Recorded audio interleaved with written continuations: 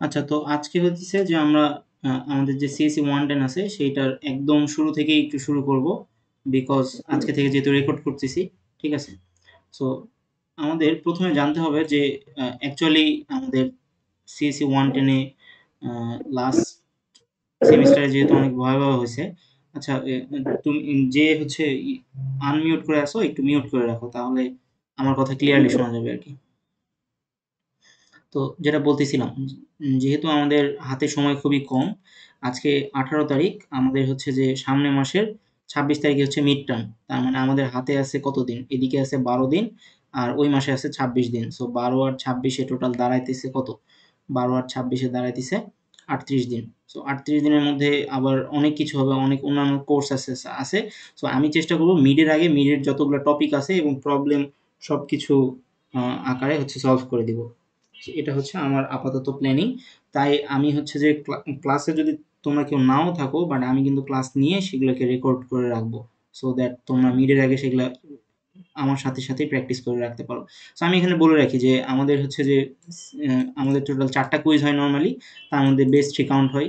যারা জানো, জানো না, আরেকবার শুধু বলে দিতেছি। 2টা মিডের আগে হবে, 2টা ফাইনালের আগে হবে। সি 110 এটা একটা সেন্ট্রাল কোর্স। আর হচ্ছে মিডের আগে আমাদের মানে বেশ কিছু পরিচিত টপিক আছে, সেটা হইতেছে যে এখানে দেখা যাচ্ছে যে একটা হচ্ছে তোমার কোডিং পার্ট, একটা হচ্ছে ফ্লো চার্ট। এটা হচ্ছে খুবই ইম্পর্টেন্ট, আজকে ফ্লো চার্ট নিয়ে কথাবার্তা বলবো। হ্যাঁ, এটা হচ্ছে খুবই ইম্পর্টেন্ট। আরেকটা হচ্ছে যে আমাদের কোডিং প্রবলেম থেকে ফ্লো চার্ট বানাতে দিবে। মানে আমাদের ফ্লো চার্ট থেকে মূলত 2টা প্রবলেম আসবে। একটা হচ্ছে যে আমাদেরকে একটা ইংলিশের স্টেটমেন্ট দিবে, সেই স্টেটমেন্ট থেকে আমাদের একটা ফ্লো চার্ট বানাতে হবে। আর আমাদেরকে কোশ্চেনেই ফ্লো চার্ট দেওয়া থাকতে পারে, সেখান থেকে আমাদের ওই ফ্লো চার্টের বিপরীতে কোডটা কি হবে সেইটা আমাদেরকে করতে হবে। সো ফ্লো চার্ট থেকে আমাদের 2 ধরনের প্রশ্ন আসতে পারে, এটা মাথায় রাখতে হবে। হ্যাঁ? সো তারপরে আমরা কি করব? তারপরে হচ্ছে যে আমরা জাভা কেন শিখতেছি, জাভার দরকার কেন সেটা শিখব। ভ্যারিয়েবল কেমনে কাজ করে, ডাটা টাইপ কেমনে কাজ করে সেটা শিখব। অপারেটর যোগ, বিয়োগ, গুণ, ভাগ কিভাবে মড করে, ইনক্রিমেন্ট কেমনে করে, ডিক্রিমেন্ট কেমনে করে, এই জিনিসপাতিগুলা হচ্ছে যে আমাদের ট্রেসিংয়ে অনেক লাগবে, কারণ এগুলা ছাড়া ট্রেসিং সলভ করা কখনোই যাবে না।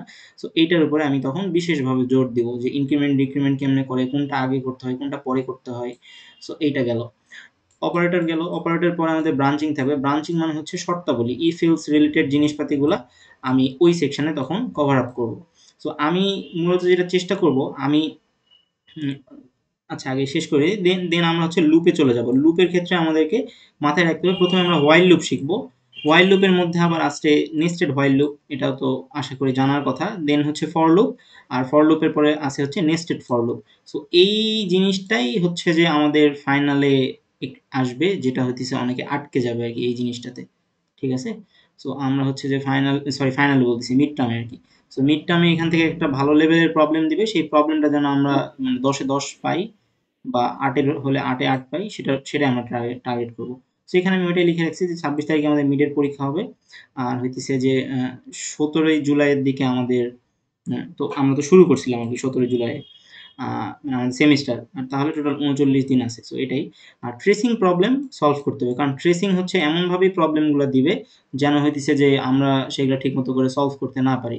সো আমরা হচ্ছে বিটফুটটা ট্রেসিংগুলো সলভ করব, যাতে করে হচ্ছে যে আমাদের ট্রেসিংগুলো আমরা পরীক্ষার হলে যেয়ে মানে ভয় পাই না, বা ইজি লাগে আর কি। হ্যাঁ? আর এই যে ল্যাব অ্যাসাইনমেন্টের প্রত্যেকটা প্রবলেম সলভ করতে হবে, এই জন্যই ল্যাব অ্যাসাইনমেন্টটা নিছি। তবে হচ্ছে যে আমি ২ ভাবে জিনিসটাকে চিন্তা করতেছি। এক, আমি নিজে যদি সলভ করে দেই তোমাদের, তাহলে তো তোমরা মানে কখনো হার্ড ওয়ার্ক তো করলাই না, বিপরীতে হচ্ছে কিছু শিখতেও পারবা না। আমার অ্যাসাইনমেন্ট যদি অন্য কেউ করে দেয়, এটা তো মানে বেনিফিশিয়াল না। এখানে ধরো যে কতগুলা প্রবলেম আছে, মানে আমি হচ্ছে স্ট্র্যাটেজিটা বলতেছি। যেখানে 20টা প্রবলেম আছে। এর মধ্যে দেখা যাচ্ছে 15টা প্রবলেম আমি তোমাদেরকে মৌখিকভাবে বুঝাই দিব। সেই 15টা প্রবলেম হবে ইজি। সেগুলা তোমরা আমার মুখ থেকে শুনেই তোমরা বুঝে ফেলতে পারবা যে কি করতে হবে। বাকি যে 5টা কঠিন প্রবলেম থাকবে সেগুলা নিয়ে আমি তোমাদেরকে কিভাবে চিন্তা করতে হবে, কিভাবে সলভ করতে হবে সেইটা নিয়ে আমি কথাবার্তা বলব। এখন তোমরা বলতে পারো 20টাই কেন করতে হবে? কারণ সিএসসি 110 হচ্ছে এমন একটা কোর্স যেখানে প্রোগ্রামিং এর খুবই ফান্ডামেন্টাল জিনিসপাতিগুলোই শেখানো হয়। এখন এই কোর্সগুলাতেই যদি মানে তুমি যদি গ্যাপ দেই বা একটু ফাঁকিবাজি করি, তাহলে পরের কোর্সগুলা বা পরের জিনিসপাতিগুলা তো আর আসলে মাথায় ঢুকবে না। সো এই কোর্সের প্রত্যেকটা জিনিস, এমন কোনো জিনিস নাই যেটা এই কোর্সের আন্ডারে পড়ে সেটা আমরা মিস করব না আরকি। আমার দিক থেকে হচ্ছে এটা কথা। ঠিক আছে? আর হচ্ছে যে ভাইয়া হ্যাঁ, হ্যাঁ বলো। ভাইয়া ব্রেক আর কন্টিনিউ যখন প্রেসিং এ দেওয়া হয় হ্যাঁ, যেমন ভাই আমাদের মিলে আসছিল আমি সেটা আসলে প্যাচ লাগা ফেলছি না জিরো হয়ে গেছে হুম, সেই হুম। প্রেসিং হ্যাঁ। এখন ভাই ওই জায়গায় একটু প্রবলেম হয় আর কি। বুঝতে পারছি। সো যখন আমরা লুপ পড়ব, লুপের পরে আমরা ব্রেক কন্টিনিউটাও পড়ে ফেলবো। আর যখন আমাদের লুপ পড়া শেষ হবে, ব্রেক কন্টিনিউ পড়া শেষ হবে, তখন আমরা লুপের কিছু প্রবলেম, হার্ড প্রবলেম সলভ করব এবং আমাদেরকে প্রতি উইকে টার্গেট থাকবে যে আমরা প্রতি উইকে যেন ৫টা ৬টা করে ট্রেসিং সলভ করতে পারি এবং তোমাদের কাজ থাকবে যেহেতু তোমরা ফ্যাকাল্টিদের কাছে পড়বা, বিভিন্ন ফ্রেন্ড থাকবে, সবার থেকে বিভিন্ন ধরনের ট্রেসিং প্রবলেমগুলো কালেক্ট করবা এবং ওগুলা নিজেরা সলভ করতে করবা, না পারলে আমি হচ্ছে ব্যাক এন্ডে তো দাঁড়ায় আছি, সো আমি ওগুলো সলভ করে দিব। ঠিক আছে? সো এভাবে করে আমরা ট্রেসিং এ অনেক ভালো হবো।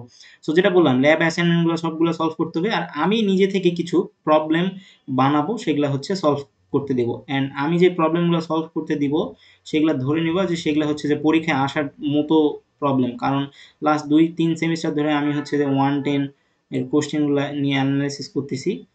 এবং হচ্ছে যে কিভাবে ফ্যাকাল্টিরা এ ধরনের কোশ্চেনগুলো কই থেকে নেয়, কোন ওয়েবসাইটের আন্ডারে যায়, সেসব ওয়েবসাইটও মার্ক ডাউন করে রাখছি। সো ওগুলা থেকে কিছু ভালো, ভালো প্রবলেম সলভ করাবো, হ্যাঁ?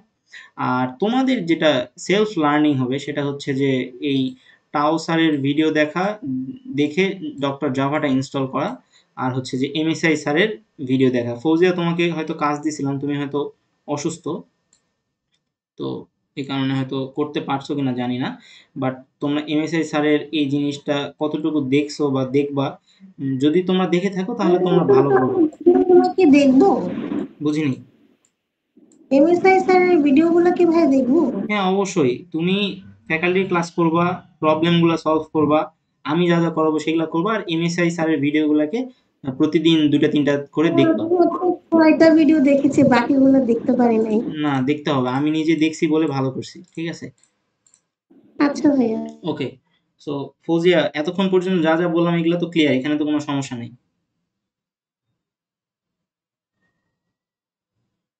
হ্যালো। হ্যালো। হ্যাঁ, না, না। আমার হচ্ছে কোনো প্রবলেম নাই। কিন্তু আমি হচ্ছে অসুস্থ দেখে ভিডিওগুলো দেখতে পারি না আরকি। আমি স্টার্ট করব। ওকে, ওকে, ঠিক আছে। আমি কিন্তু মানে সিরিয়াসলি বলতেছি। যেহেতু আমি দেখো সারাদিন ক্লাস করে এসে কিন্তু জিনিসটা নিয়ে তোমাদের সাথে বসতেছি।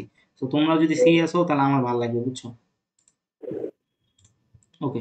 সো বেশি সময় নিব না। আমরা জানি আমাদের সবার হচ্ছে কাজকর্ম আছে। সো এরপরে আমি হচ্ছে যে পরেরটায় চলে যাই। এটা আমার এখানে গেল, সো এটাকে আমি এখানে পাঠায় দিলাম। এখন আ ব্র্যাক থেকে একটা বই সাজেস্ট করছিল, বুঝছো? সেই বইটা আমি ডাউনলোড করে রাখছি। যদিও এই বইটা তোমাদের দেখার কোনো প্রয়োজন নাই। কারণ এই বইটা ১৭০০ পেজ।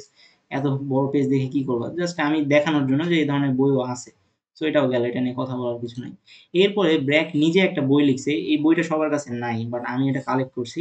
সেটা হচ্ছে যে এই ৮৯ পেজের একটা বই। এটা হচ্ছে পুরা ব্র্যাক ইউনিভার্সিটি নিজেরা লিখছে। এখানে যা টপিক 110 এ আছে সেগুলা তো আছেই। সাথে যেগুলা 110 এ নাইও বা যেগুলা আসলে করায় না বা সময় পাবে না সেগুলাও আছে। সো এই বইটা থেকেই ফ্যাকাল্টিরা স্লাইড বানায়। এই বইটা থেকেই ফ্যাকাল্টিরা কনসেপ্ট পড়ায় প্রত্যেকটা সেকশনে।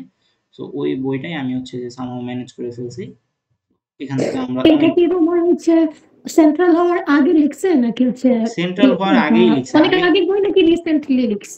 সেন্ট্রাল হওয়ার আগে লিখছে, অনেক আগে লিখছে। বাট ফ্যাকাল্টিরা যে স্লাইডগুলা বানাইছে, সেই স্লাইডগুলা আসলে এই বইয়ের উপর বেসিস করে বানাইছে, হ্যাঁ? সো আমরা হচ্ছে হ্যাঁ, দেখব। কারণ হচ্ছে মানে ধরতে গেলে প্রায় সব ফ্যাকাল্টিদের হচ্ছে পড়া তো সেম। হ্যাঁ, বাট একেকজন হচ্ছে একেকভাবে বোঝায় আরকি। হ্যাঁ। সো আমাদের মানে কাজটা কি হবে? আমাদের অ্যাপ্রোচটা হবে যে আমরা বেসিক জিনিসপাতি বুঝে নিব। যেহেতু সেন্ট্রাল পরীক্ষা মিড ফাইনাল, সেহেতু আমরা সেন্ট্রাল পরীক্ষার জন্য ভালোভাবে প্রিপারেশন নিব। কারণ ওখানে তো আর ফ্যাকাল্টির কোয়েশ্চেন হেল্প করবে না। ওখানে নিজের মাথা মস্তিষ্ক যা সেটাই হেল্প করবে, রাইট? সো এই বইটা থেকে আমাদের সবকিছু সলভ করতে হবে। এই বইটায় অনেক কিছু আছে। তো এই বইটা হচ্ছে অনেক ভালো একটা বই। এটা একটা রিসোর্স। মানে আমি আজকে জিনিসপাতিগুলো আমরা কিভাবে গুছাইতেছি বা আমি কি করে রাখছি সেগুলো আমি দেখাইতেছি। আর এটা হইতেছে যে ফ্লো চার্ট আছে না? আমি বললাম যে আমি ফ্লো চার্ট পড়াবো। এই যে ফ্লো চার্ট, এখান থেকে ২ টা প্রবলেম আসবে। এখান থেকে কিন্তু মিডে একটা প্রবলেম আসবে। এখান থেকে একটা কুইজ হবে। এখান থেকে আবার ল্যাব অ্যাসাইনমেন্ট আছে। সো এখান থেকে কতগুলা জিনিস। ল্যাব অ্যাসাইনমেন্ট আছে, কুইজ হবে একটা এবং হচ্ছে মিডে কোশ্চেন আসবে। সো ফ্লো চার্ট যদি তুমি ভালোভাবে না বোঝো বা ফ্লো চার্টের বেসিকগুলো না পারো, একটু কঠিন ফ্লো চার্ট বা একটু ঘুরায় ফিরায় দিলেই যদি হারায় যাও তাহলে কিন্তু হবে না। সো ফ্লো চার্ট নিয়ে আমরা ভালো চিন্তা ভাবনা করবো।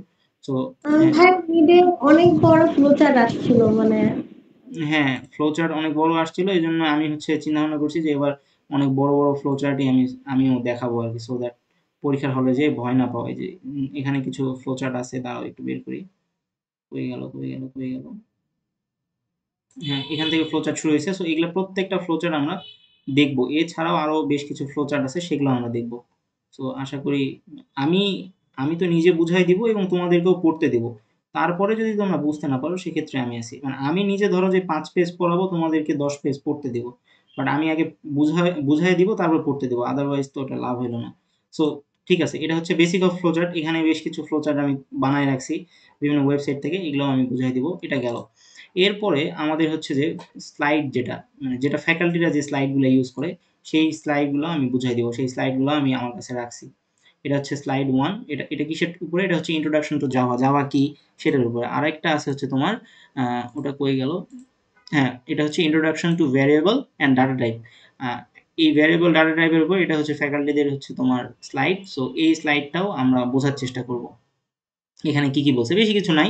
এর থেকে বেশি কনটেন্ট আমি নিজেই আজকে হচ্ছে ভার্সিটিতে বসে লিখছি। সেটা হচ্ছে যে এই যে এই হচ্ছে কই গেল? ও আচ্ছা, এটাকে বলি। এটা হচ্ছে তোমার মিড টার্ম এক্সামের আগে এই পিডিএফটা দেয়। এখানে 11 পেজে অনেকগুলা প্রবলেম আছে। তো এই প্রবলেমগুলো তো আমরা সলভ করবোই, সাথে আমরা আরো বেশ কিছু প্রবলেম সলভ করবো। এই ধরনের প্রবলেমই নরমালি হচ্ছে মিডে দেয়। তো এই প্রবলেমগুলো কিভাবে সলভ করতে হয়, কিভাবে চিন্তা করতে হয়, সেগুলা নিয়ে আমরা হচ্ছে যে ভাববো বা এগুলো নিয়ে আমরা চিন্তা ভাবনা করবো। এই যে ট্রেসিং আছে এখানে বেশ কিছু, সো এগুলাও সলভ করবো। সো এই যে শিটটা দেখতেছো, এটা কিন্তু মানে সিমিলার টু মিড কোয়েশ্চেন, ঠিক আছে? বাট এখনকার মিডের কোয়েশ্চেনগুলো আরেকটু স্ট্যান্ডার্ড হচ্ছে। সো এগুলা সলভ করতে পারলেই যে আমরা মিডে সলভ করতে পারবো বিষয়টা এরকম না, বাট মিডে সলভ করতে হলে এগুলা সলভ করতেই হবে, এটা হচ্ছে বিষয়।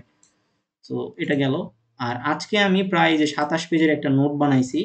এখানে মানে অ্যাজ এ মানে ভালো সিএসসি স্টুডেন্ট হইতে হলে, এটা অবশ্যই আমি চ্যাট জিপিটি দিয়ে বানাইছি, বাট আমি চেষ্টা করছি যে যেসব জিনিস না জানলেই না, বা যেসব জিনিস জানলে তুমি অ্যাজ এ ভালো প্রোগ্রামার হবা বা ভালো কোডার হইতে পারবা বা পরীক্ষায় ভালো করতে পারবা, সেই সব জিনিসপাতি রাখছি। সো এই জিনিসপাতিগুলো আমি আজকে সব হয়তো বুঝাতে না পারলেও চেষ্টা করবো আর কি ম্যাক্সিমাম জিনিসপাতি বোঝানোর। সো এখানে বেশ কিছু জিনিসপাতি আমি রাখছি, এগুলা আমাদের লাগবে আজকে। ওকে। আর লাস্টলি হচ্ছে আমাদের অ্যাসাইনমেন্ট। সো অ্যাসাইনমেন্ট তো এখন বুঝাইলে বুঝতে পারবো না, বিকজ আমি এখনো কোডিং এ শুরু করাই নাই। আর তোমরা মানে জেনে থাকবে যে ফার্স্ট 2টা ক্লাস হচ্ছে ফ্লো চার্ট, আর হচ্ছে তোমার ইন্ট্রোডাকশন টু জাভা, আর ডাটা টাইপ, আর হচ্ছে ভ্যারিয়েবল, এগুলোর উপরে সীমাবদ্ধ। সো এখন পর্যন্ত তোমাদের কোনো কোশ্চেন আছে কিনা আমাকে জানাও।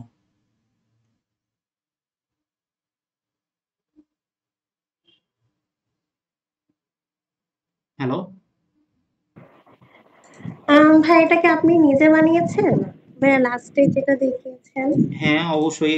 তোমার মনে হচ্ছে কি এটা কেউ বানাই দিবে আমাকে, বা ফ্যাকাল্টিরা বসে অনেক বসে না, আমি দেখতেছি। হ্যাঁ, সো এরকম আমি প্রত্যেকটা টপিকের উপরেই বানাবো।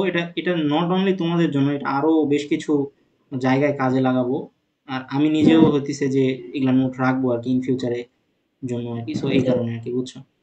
সো এখানে কোনো ফ্যাকাল্টি এত মানে সময় নিয়ে এত কিছু বুঝাবে না আমার বিশ্বাস, কারণ এগুলা ও না, স্লাইড দেখিয়ে দেখিয়ে মানে চলে যায় হ্যাঁ, আসলে। আচ্ছা। তো এগুলো আমরা শিখবো তাহলে আমাদের মাথায়। তবে আমি যা শিখাবো আমি কিন্তু হঠাৎ করে প্রশ্ন করবো যে আচ্ছা, প্রিন্টএফ দ্বারা কি বুঝাইছে বলো তো?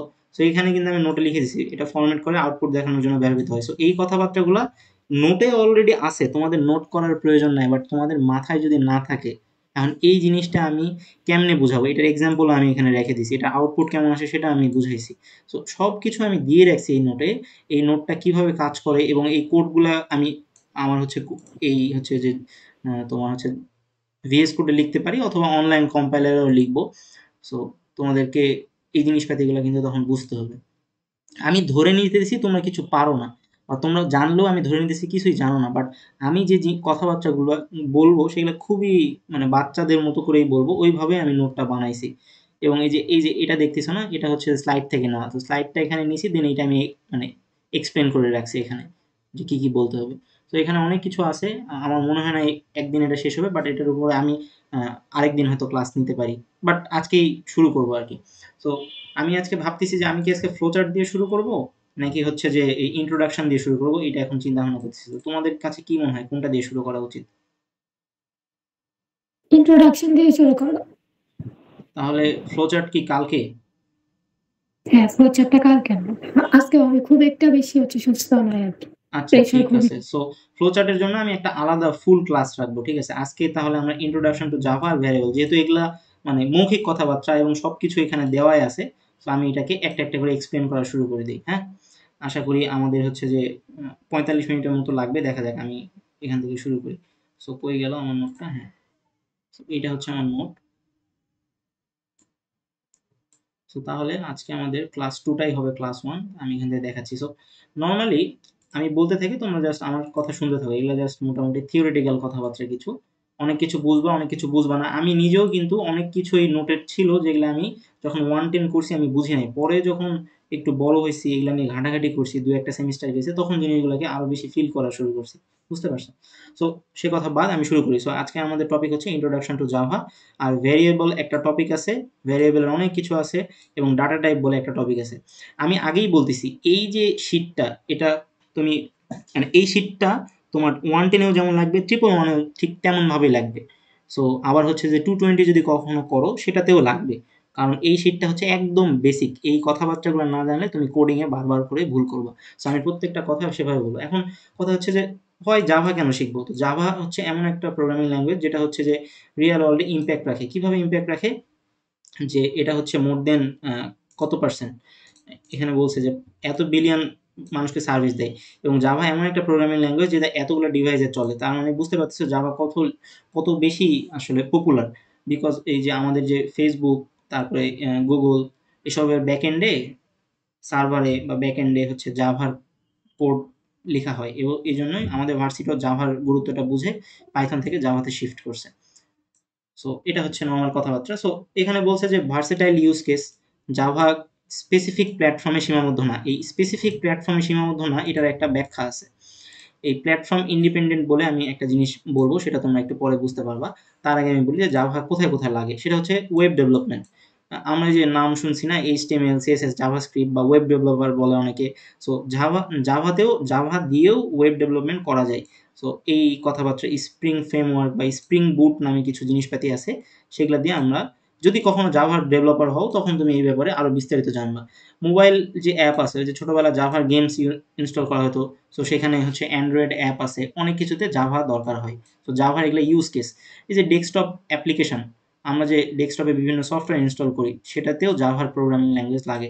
আবার বিভিন্ন যে ডিভাইস আছে আমাদের বাসায়, সেখানেও আমাদের জাভার প্রেজেন্স আছে। সো আমাদের সেখানেও আমাদের জাভার দরকার। সো জাভা আমাদের জীবনের সাথে খুবই মানে ওতপ্রোতভাবে জড়িত আছে। এরপরে এটা হচ্ছে তোমার সিএসি 110, সরি এটা তো সিএসি 110, সিএসি যদি 111 তুমি পড়ো, তাহলে সিএসি 111-এ তুমি দেখতে পাবা যে এই অবজেক্ট ওরিয়েন্টেড প্রোগ্রামিং নামে একটা কোর্স আছে। সো এই অবজেক্ট ওরিয়েন্টেড প্রোগ্রামিং জাভাকে বলা হয় একটা অবজেক্ট ওরিয়েন্টেড প্রোগ্রামিং, এবং জাভা সেটা ফুললি সাপোর্ট করে। সেই কথাটাই এখানে বলছে যে Java fully support object oriented programming, OOP. এবং ইনক্যাপসুলেশন, ইনহেরিটেন্স, এই ওয়ার্ডগুলো যে আমি বলতেছি এগুলো তোমার মাথায় রাখা লাগবে না, বাট তুমি যে শুনছো লাইফে একবার, এটা তোমাকে অনেকের থেকে আগায় রাখবে। কারণ এই কথাবার্তাগুলো তুমি 111-এ যে শুনবা। জাস্ট আমি বলতেছি এই ধরনের জিনিসপাতিগুলো আছে জাভাতে, যেগুলো আমাদেরকে সামনে শিখতে হবে। ইনহেরিটেন্স, পলিমরফিজম, অ্যাবস্ট্রাকশন, এগুলা হচ্ছে একেকটা কনসেপ্ট যেগুলা মানে জাভা ভালোভাবে বুঝতে গেলে এই কনসেপ্টগুলো আমাদের দরকার পড়বে। বাট আমাদের এটা 110-এ নাই। সো আমি এটা এখানেই রাখলাম। আর এটা এটা কেন করা হয়? ওওপি কি কাজ? ওওপি হচ্ছে যে কোড মেইনটেইন করা যায়, কোড আবার রিইউজ করা যায় এবং স্কেল করা অনেক সহজ হয়। সো এগুলা প্রত্যেকটা কথারই মিনিং আছে। যেহেতু আমরা 111-এর কিছু পড়বো না, তাই এগুলাকে আমি স্কিপ করে যাচ্ছি। ওকে। সো এখানে কি বলছে? Trusted for enterprise system, Java highly trusted for building enterprise level system. মানে এই যে বললাম না কিছুদিন আগে, একটু আগে বললাম যে গুগল, ইউটিউব এসবে জাভার প্রোগ্রামিং ল্যাঙ্গুয়েজ ইউজ করে, ব্যাংকের সফটওয়্যারে করে, হাসপাতাল ম্যানেজমেন্টে করে, সরকারি প্রজেক্টে জাভা করে, কারণ জাভা একটা ট্রাস্টেড ল্যাঙ্গুয়েজ। এটার মানে এটার হচ্ছে তোমার সিকিউরিটি লেভেলটা অনেক ভালো। সো এর কারণ হচ্ছে stability, scalability, security. Java long term বড় প্রজেক্টে ব্যবহার করা যায় এবং পারফেক্ট একটা চয়েস অন্যান্য ল্যাঙ্গুয়েজের তুলনায়। সো এই হচ্ছে বিষয়। সো বুঝতেই পারতেছো যে জাভা শেখাটা কখনো একটা লস্ট ইনভেস্টমেন্ট না, এবং জাভা প্রোগ্রামিং ল্যাঙ্গুয়েজ শিখলে তুমি C, C plus plus, Python এগুলাতেও খুব ভালো মানে দখল চলে আসবে। সো জাভা একটা ভালো ইনভেস্টমেন্ট বলে আমি মনে করি, ঠিক আছে?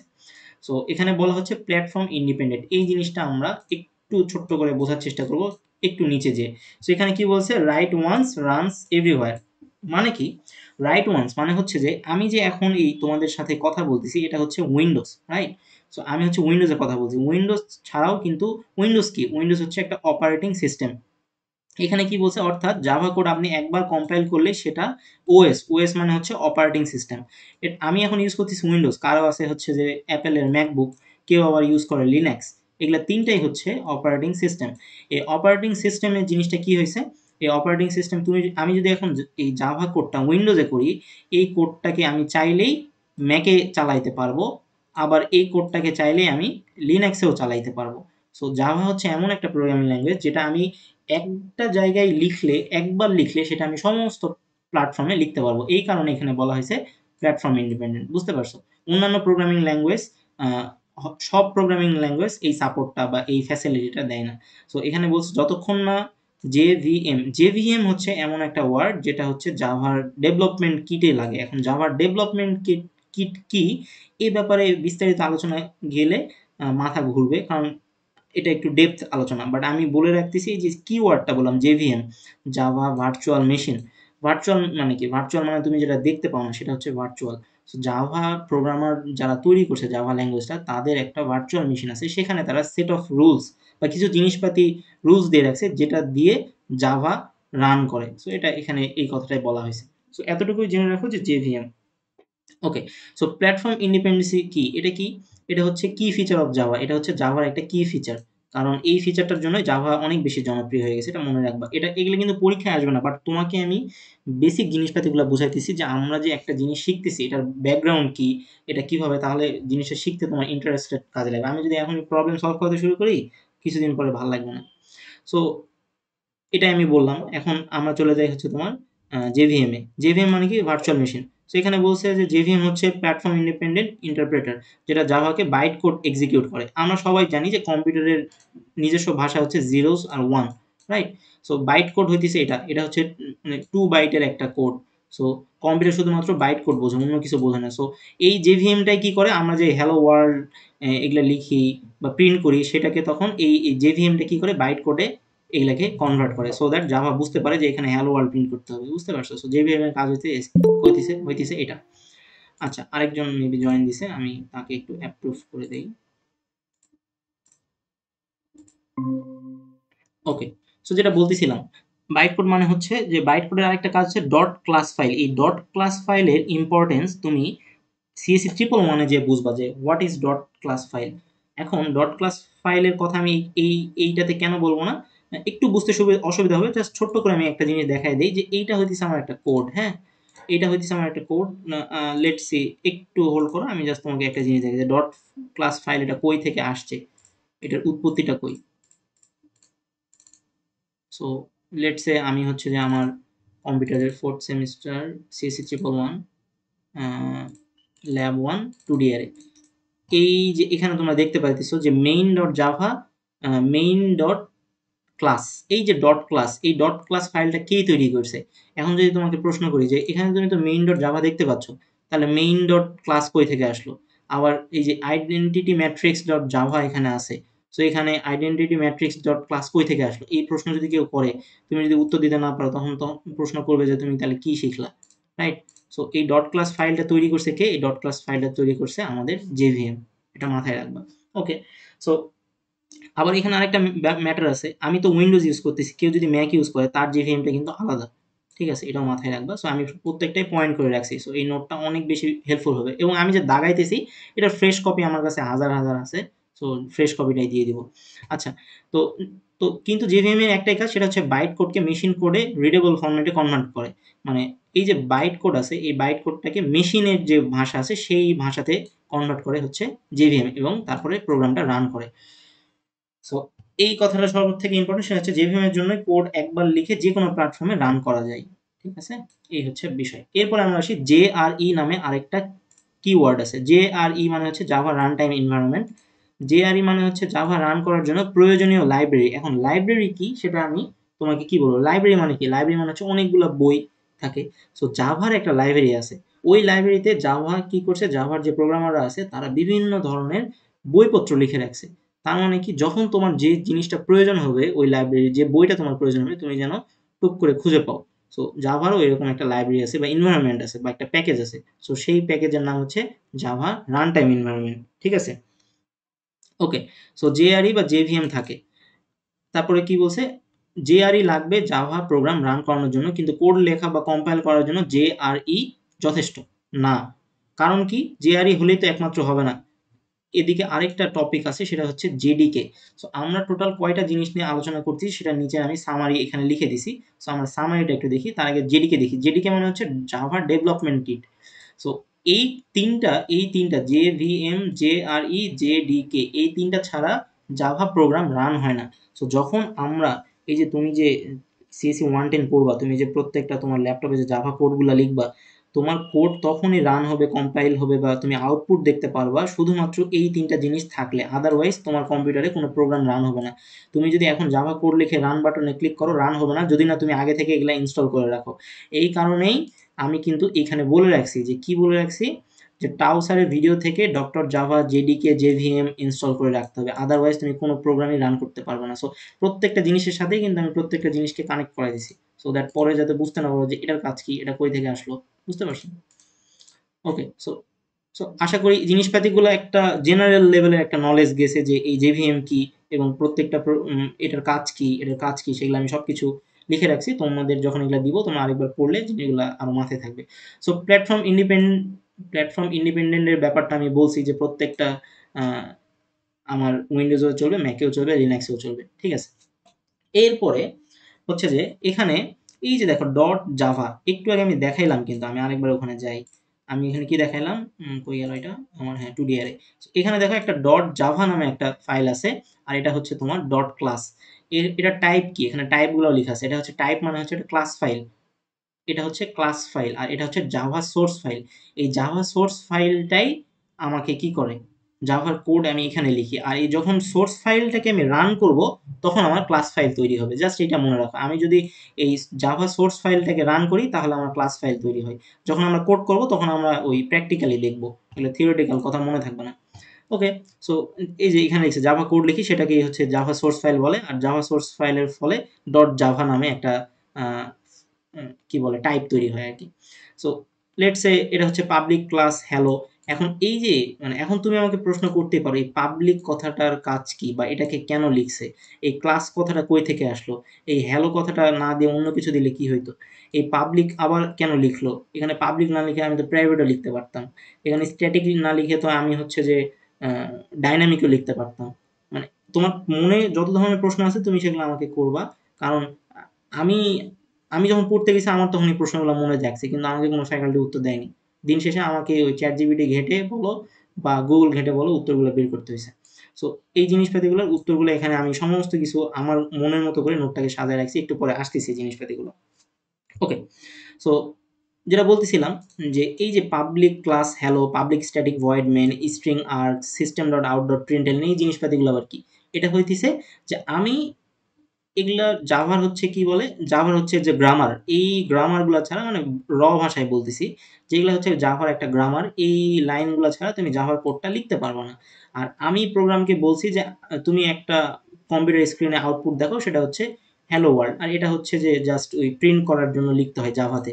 যেমন কেউ যদি তোমরা সি পড়ে থাকো বা সি প্লাস প্লাস পড়ে থাকো বা পাইথন যদি পড়ে থাকো, তাহলে ওখানে কি থাকে, লেখা থাকে না প্রিন্ট। সো প্রিন্ট মানে কি, প্রিন্ট করে দাও। সো ওই কথাটাকেই জাভা কনভার্ট করে জাভার ডেভেলপাররা যারা জাভা প্রোগ্রামিং ল্যাঙ্গুয়েজ তৈরি করছে তারা লিখছে যে system dot out dot print L N. এখন এই এলএন মানে কি, এলএন মানে হচ্ছে নিউ লাইন, যেটা আমরা নিচে এই জিনিসপাতিগুলো আছে, ওই যে একটু আগে বললাম প্রিন্ট এফ, প্রিন্ট এলএন, এই জিনিসপাতিগুলো নিচে আছে, আমি যাইতেছি। ওকে। সো এখন কথা হচ্ছে যে আমি আমার এই যে এটা হচ্ছে কি, এটা মানে এটা হচ্ছে ভিএস কোড। ভিএস কোড কি, ভিএস কোড হচ্ছে তোমার একটা আইডি। আইডি মানে যেখানে কোড লেখা যায়। সো এখানে আমি কোড লিখি, সো লেটস সে আমি বললাম যে কোড লিখছি, দেন আমি কম্পাইল করছি। তো তখন কি হয়, এই জেডিকে এর ভিতরে আমার এই কম্পাইলারটা যায়, সেটাকে জাভা একটা ফাইল তৈরি করে এবং সেটাকে বাইট কোডে রূপান্তর করে। তারপরে কি হয়, রান হয়। রান কই হয়, জেআরই থেকে জেভিএম এ যায়। সো এই কথাবার্তাগুলো আমি একটা ফ্লো চার্টে দিছি এখানে। সো যখন আমি একটা কোড লিখবো, এই যে এখানে আমি কোড লিখছি, লেটস সে এটা আমার হচ্ছে একটা কোড, ঠিক আছে? এটা আমার একটা কোড, এটা হচ্ছে কি task 1 dot Java. So dot জাভার একটা কোড আমি এখানে লিখছি। এই কোড বোঝার দরকার নেই, এই কোড আমি বুঝাইতেছি না, আমি জাস্ট এই মানে ফান্ডামেন্টাল জিনিসগুলো বুঝাইতেছি। সো এটা হচ্ছে টাস্ক 1 ডট জাভা। তো যখন আমি কোডটা রান করব, তখন কি হবে, এই কোডটা কম্পাইল হবে জেডিকে এর মাধ্যমে। কম্পাইল হয়ে কি হবে, একটা ক্লাস ফাইল তৈরি হবে বাইট কোড, এবং তারপরে সেটা কি হবে, রান হবে জেভিএম এর ভিতরে। জেভিএম এর ভিতরে আরেকটা টপিক আছে, সেটা হচ্ছে জেআরই। এগুলো খুবই মানে ফান্ডামেন্টাল জায়গা, এগুলো আমাদের না জানলেও চলবে, জাস্ট কিওয়ার্ডটা গুলো যেন জানে রাখতে পারি, যে আমি যখন কোড লিখি, যখন আমি কম্পাইল করি, রান করি, তখন কোথায় থেকে কি হয়। তো যখন আমি রান করি কম্পাইল হয়, সেটা জেডিকে এর মাধ্যমে হয়। যখন আমি রান বাটনে ক্লিক করি, তখন জেভিএম এর মধ্যে জেআরই নামে একটা জিনিস আছে, সেখানে সেটা রান হয় এবং আমাকে আউটপুটটা দেখায়। সো এটাই হচ্ছে সামারি, জেডিকে জেভিএম জেআরই। এটা জানলেই এনাফ, মোর দেন এনাফ আপাতত। আচ্ছা, সো এখন আমার ইচ্ছা যে আমি একটা হচ্ছে যে প্রোগ্রামিং, একটা হচ্ছে যে হ্যালো ওয়ার্ল্ড লিখবো। সো মানে আমি কথা না বাড়াই, চলো যে আমি একটা কোড লিখি আর কি।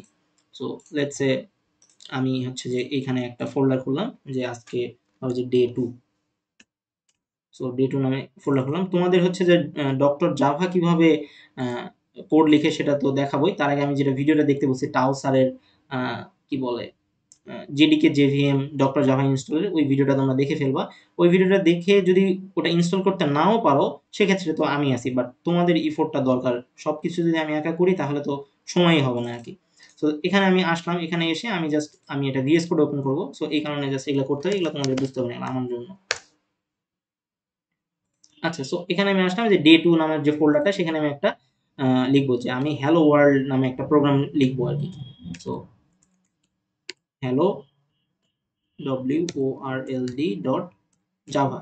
সো ডট জাভা না লিখলে আমার এই মানে ভিএস কোড বুঝবে না যে আমি আসলে কোন প্রোগ্রামিং ল্যাঙ্গুয়েজটা ইউজ করব।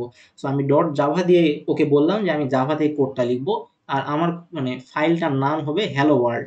সো আমি ইন্টার চাপলে আমাকে এখন বলবে যে হ্যাঁ, আপনি এখন লেখা শুরু করেন। সো যেহেতু আমার এটা হচ্ছে একটা ক্লাস, ঠিক আছে, হ্যালো ওয়ার্ল্ড হচ্ছে একটা ক্লাস, সো আমি এখানে লিখবো পাবলিক ক্লাস। এটা হচ্ছে সিনট্যাক্স, ওই যে বললাম জাভার কিছু গ্রামার আছে, সো তোমরা এগুলো আস্তে আস্তে পরিচিত হয়ে যাবা। সো পাবলিক ক্লাস, আর যে আমি যে নামটা দিয়ে এটা খুলছি, সিমিলার নামটাই আমাকে এখানে দিতে হবে। আমি কিন্তু এইচ ছোট হাতের দিছি। সো এই যে এইচ যে ছোট হাতের দিছি, এখানে বড় হাতের এইচ দিলে কি হইতো, এটা কিন্তু একটা প্রশ্ন। জাভা হচ্ছে কেস সেনসিটিভ। কেস সেনসিটিভিটি কি, সেটা আমরা আজকেও পড়বো, আমার এই নোটেও সেটা আছে। সো আমি ওইখানে যেটা লিখছি সেটা লিখি। দেখা যাচ্ছে যে আমি একটু বড় করে নিই, হ্যাঁ দেখা যাচ্ছে, হ্যাঁ। সো হ্যালো, তারপরে WORLD, হ্যালো ওয়ার্ল্ড লিখলাম। লেখার পরে আমি এগুলা এগুলা কিচ্ছু মুখস্থ করার দরকার নেই, এগুলো তোমরা এত পরিমাণে লিখবা যে তোমাদের এমনি মনে থাকবে। সো হ্যালো ওয়ার্ল্ড লেখার পরে আমাদেরকে আরেকটা লাইন লিখতে হয়, এখানে আমি লিখে রাখছি, ওই যে কই গেল আমার নোটটা। So public static void main, এই যে আমরা এই লাইনটা লিখলাম, পাবলিক ক্লাস, এরপর লিখবো আমার public static void main string args. So এখানে আমার মানে এই আইডি আমি কেন ইউজ করি, এখানে কিছু শর্টকাট ইউজ করা যায়। সো আমি যদি PSVM লিখি, পাবলিক স্ট্যাটিক ভয়েড মেন, এই যে আমাকে সাজেস্ট করতেছে। সো আমি এখানে ইন্টার চাপলে আমার পুরো লাইনটা চলে আসবে। সো লিখলাম, এরপরে আমি কি বলছি, যে আমি হ্যালো ওয়ার্ল্ড প্রিন্ট করতে চাই। সো আমি লিখলাম যে system dot out dot print L N. So system dot out dot প্রিন্টএলএনটা লিখে ফেললাম। লেখার পরে আমি এখানে লিখবো যে হ্যালো ওয়ার্ল্ড, ঠিক আছে। হ্যালো ওয়ার্ল্ড এই কথাটা কেন লিখে, যারা নর্মালি প্রথম প্রোগ্রামিং শিখে তারা এই লাইনটা দিয়েই মানে এই আউটপুটটা দিয়ে হ্যালো ওয়ার্ল্ড লেখা শুরু করে, ঠিক আছে। সো এই লিখলাম হ্যালো ওয়ার্ল্ড। এখন আমি এটাকে সেভ করলাম। সেভ করার জন্য Ctrl+S চাপতে হয় আর কি। আস্তে আস্তে শিখে যাবা, না পারলে আমি আছি। সো আমি এটাকে রান কোড দিলাম। রান কোড দেওয়ার পরে এখানে আমাকে দেখাবে এই যে হ্যালো ওয়ার্ল্ড। আমি যদি এখানে দিতাম হ্যালো তালহা, তাহলে আমাকে আউটপুটে দেখাইতো হ্যালো তালহা, এই যে হ্যালো তালহা, ঠিক আছে। সো এখানে আমরা যাই লিখতে চাইবো, এখানে সেই আউটপুটটাই দিবে। এই কথাবার্তাগুলো কি, সেগুলো এই মুহূর্তে বোঝার দরকার নাই, সেগুলা আরেকটু আপার লেভেলের জিনিসপাতি। সেটা সেটা আমি নিজেও যখন 110 করছি, আমি এগুলা প্রশ্ন করছি, বাট কোনো উত্তর পাই নাই। আমি আস্তে আস্তে এগুলা ঘাঁটতে ঘাঁটতে, এই যে হোয়াট ইজ সিডি মানে হচ্ছে change directory.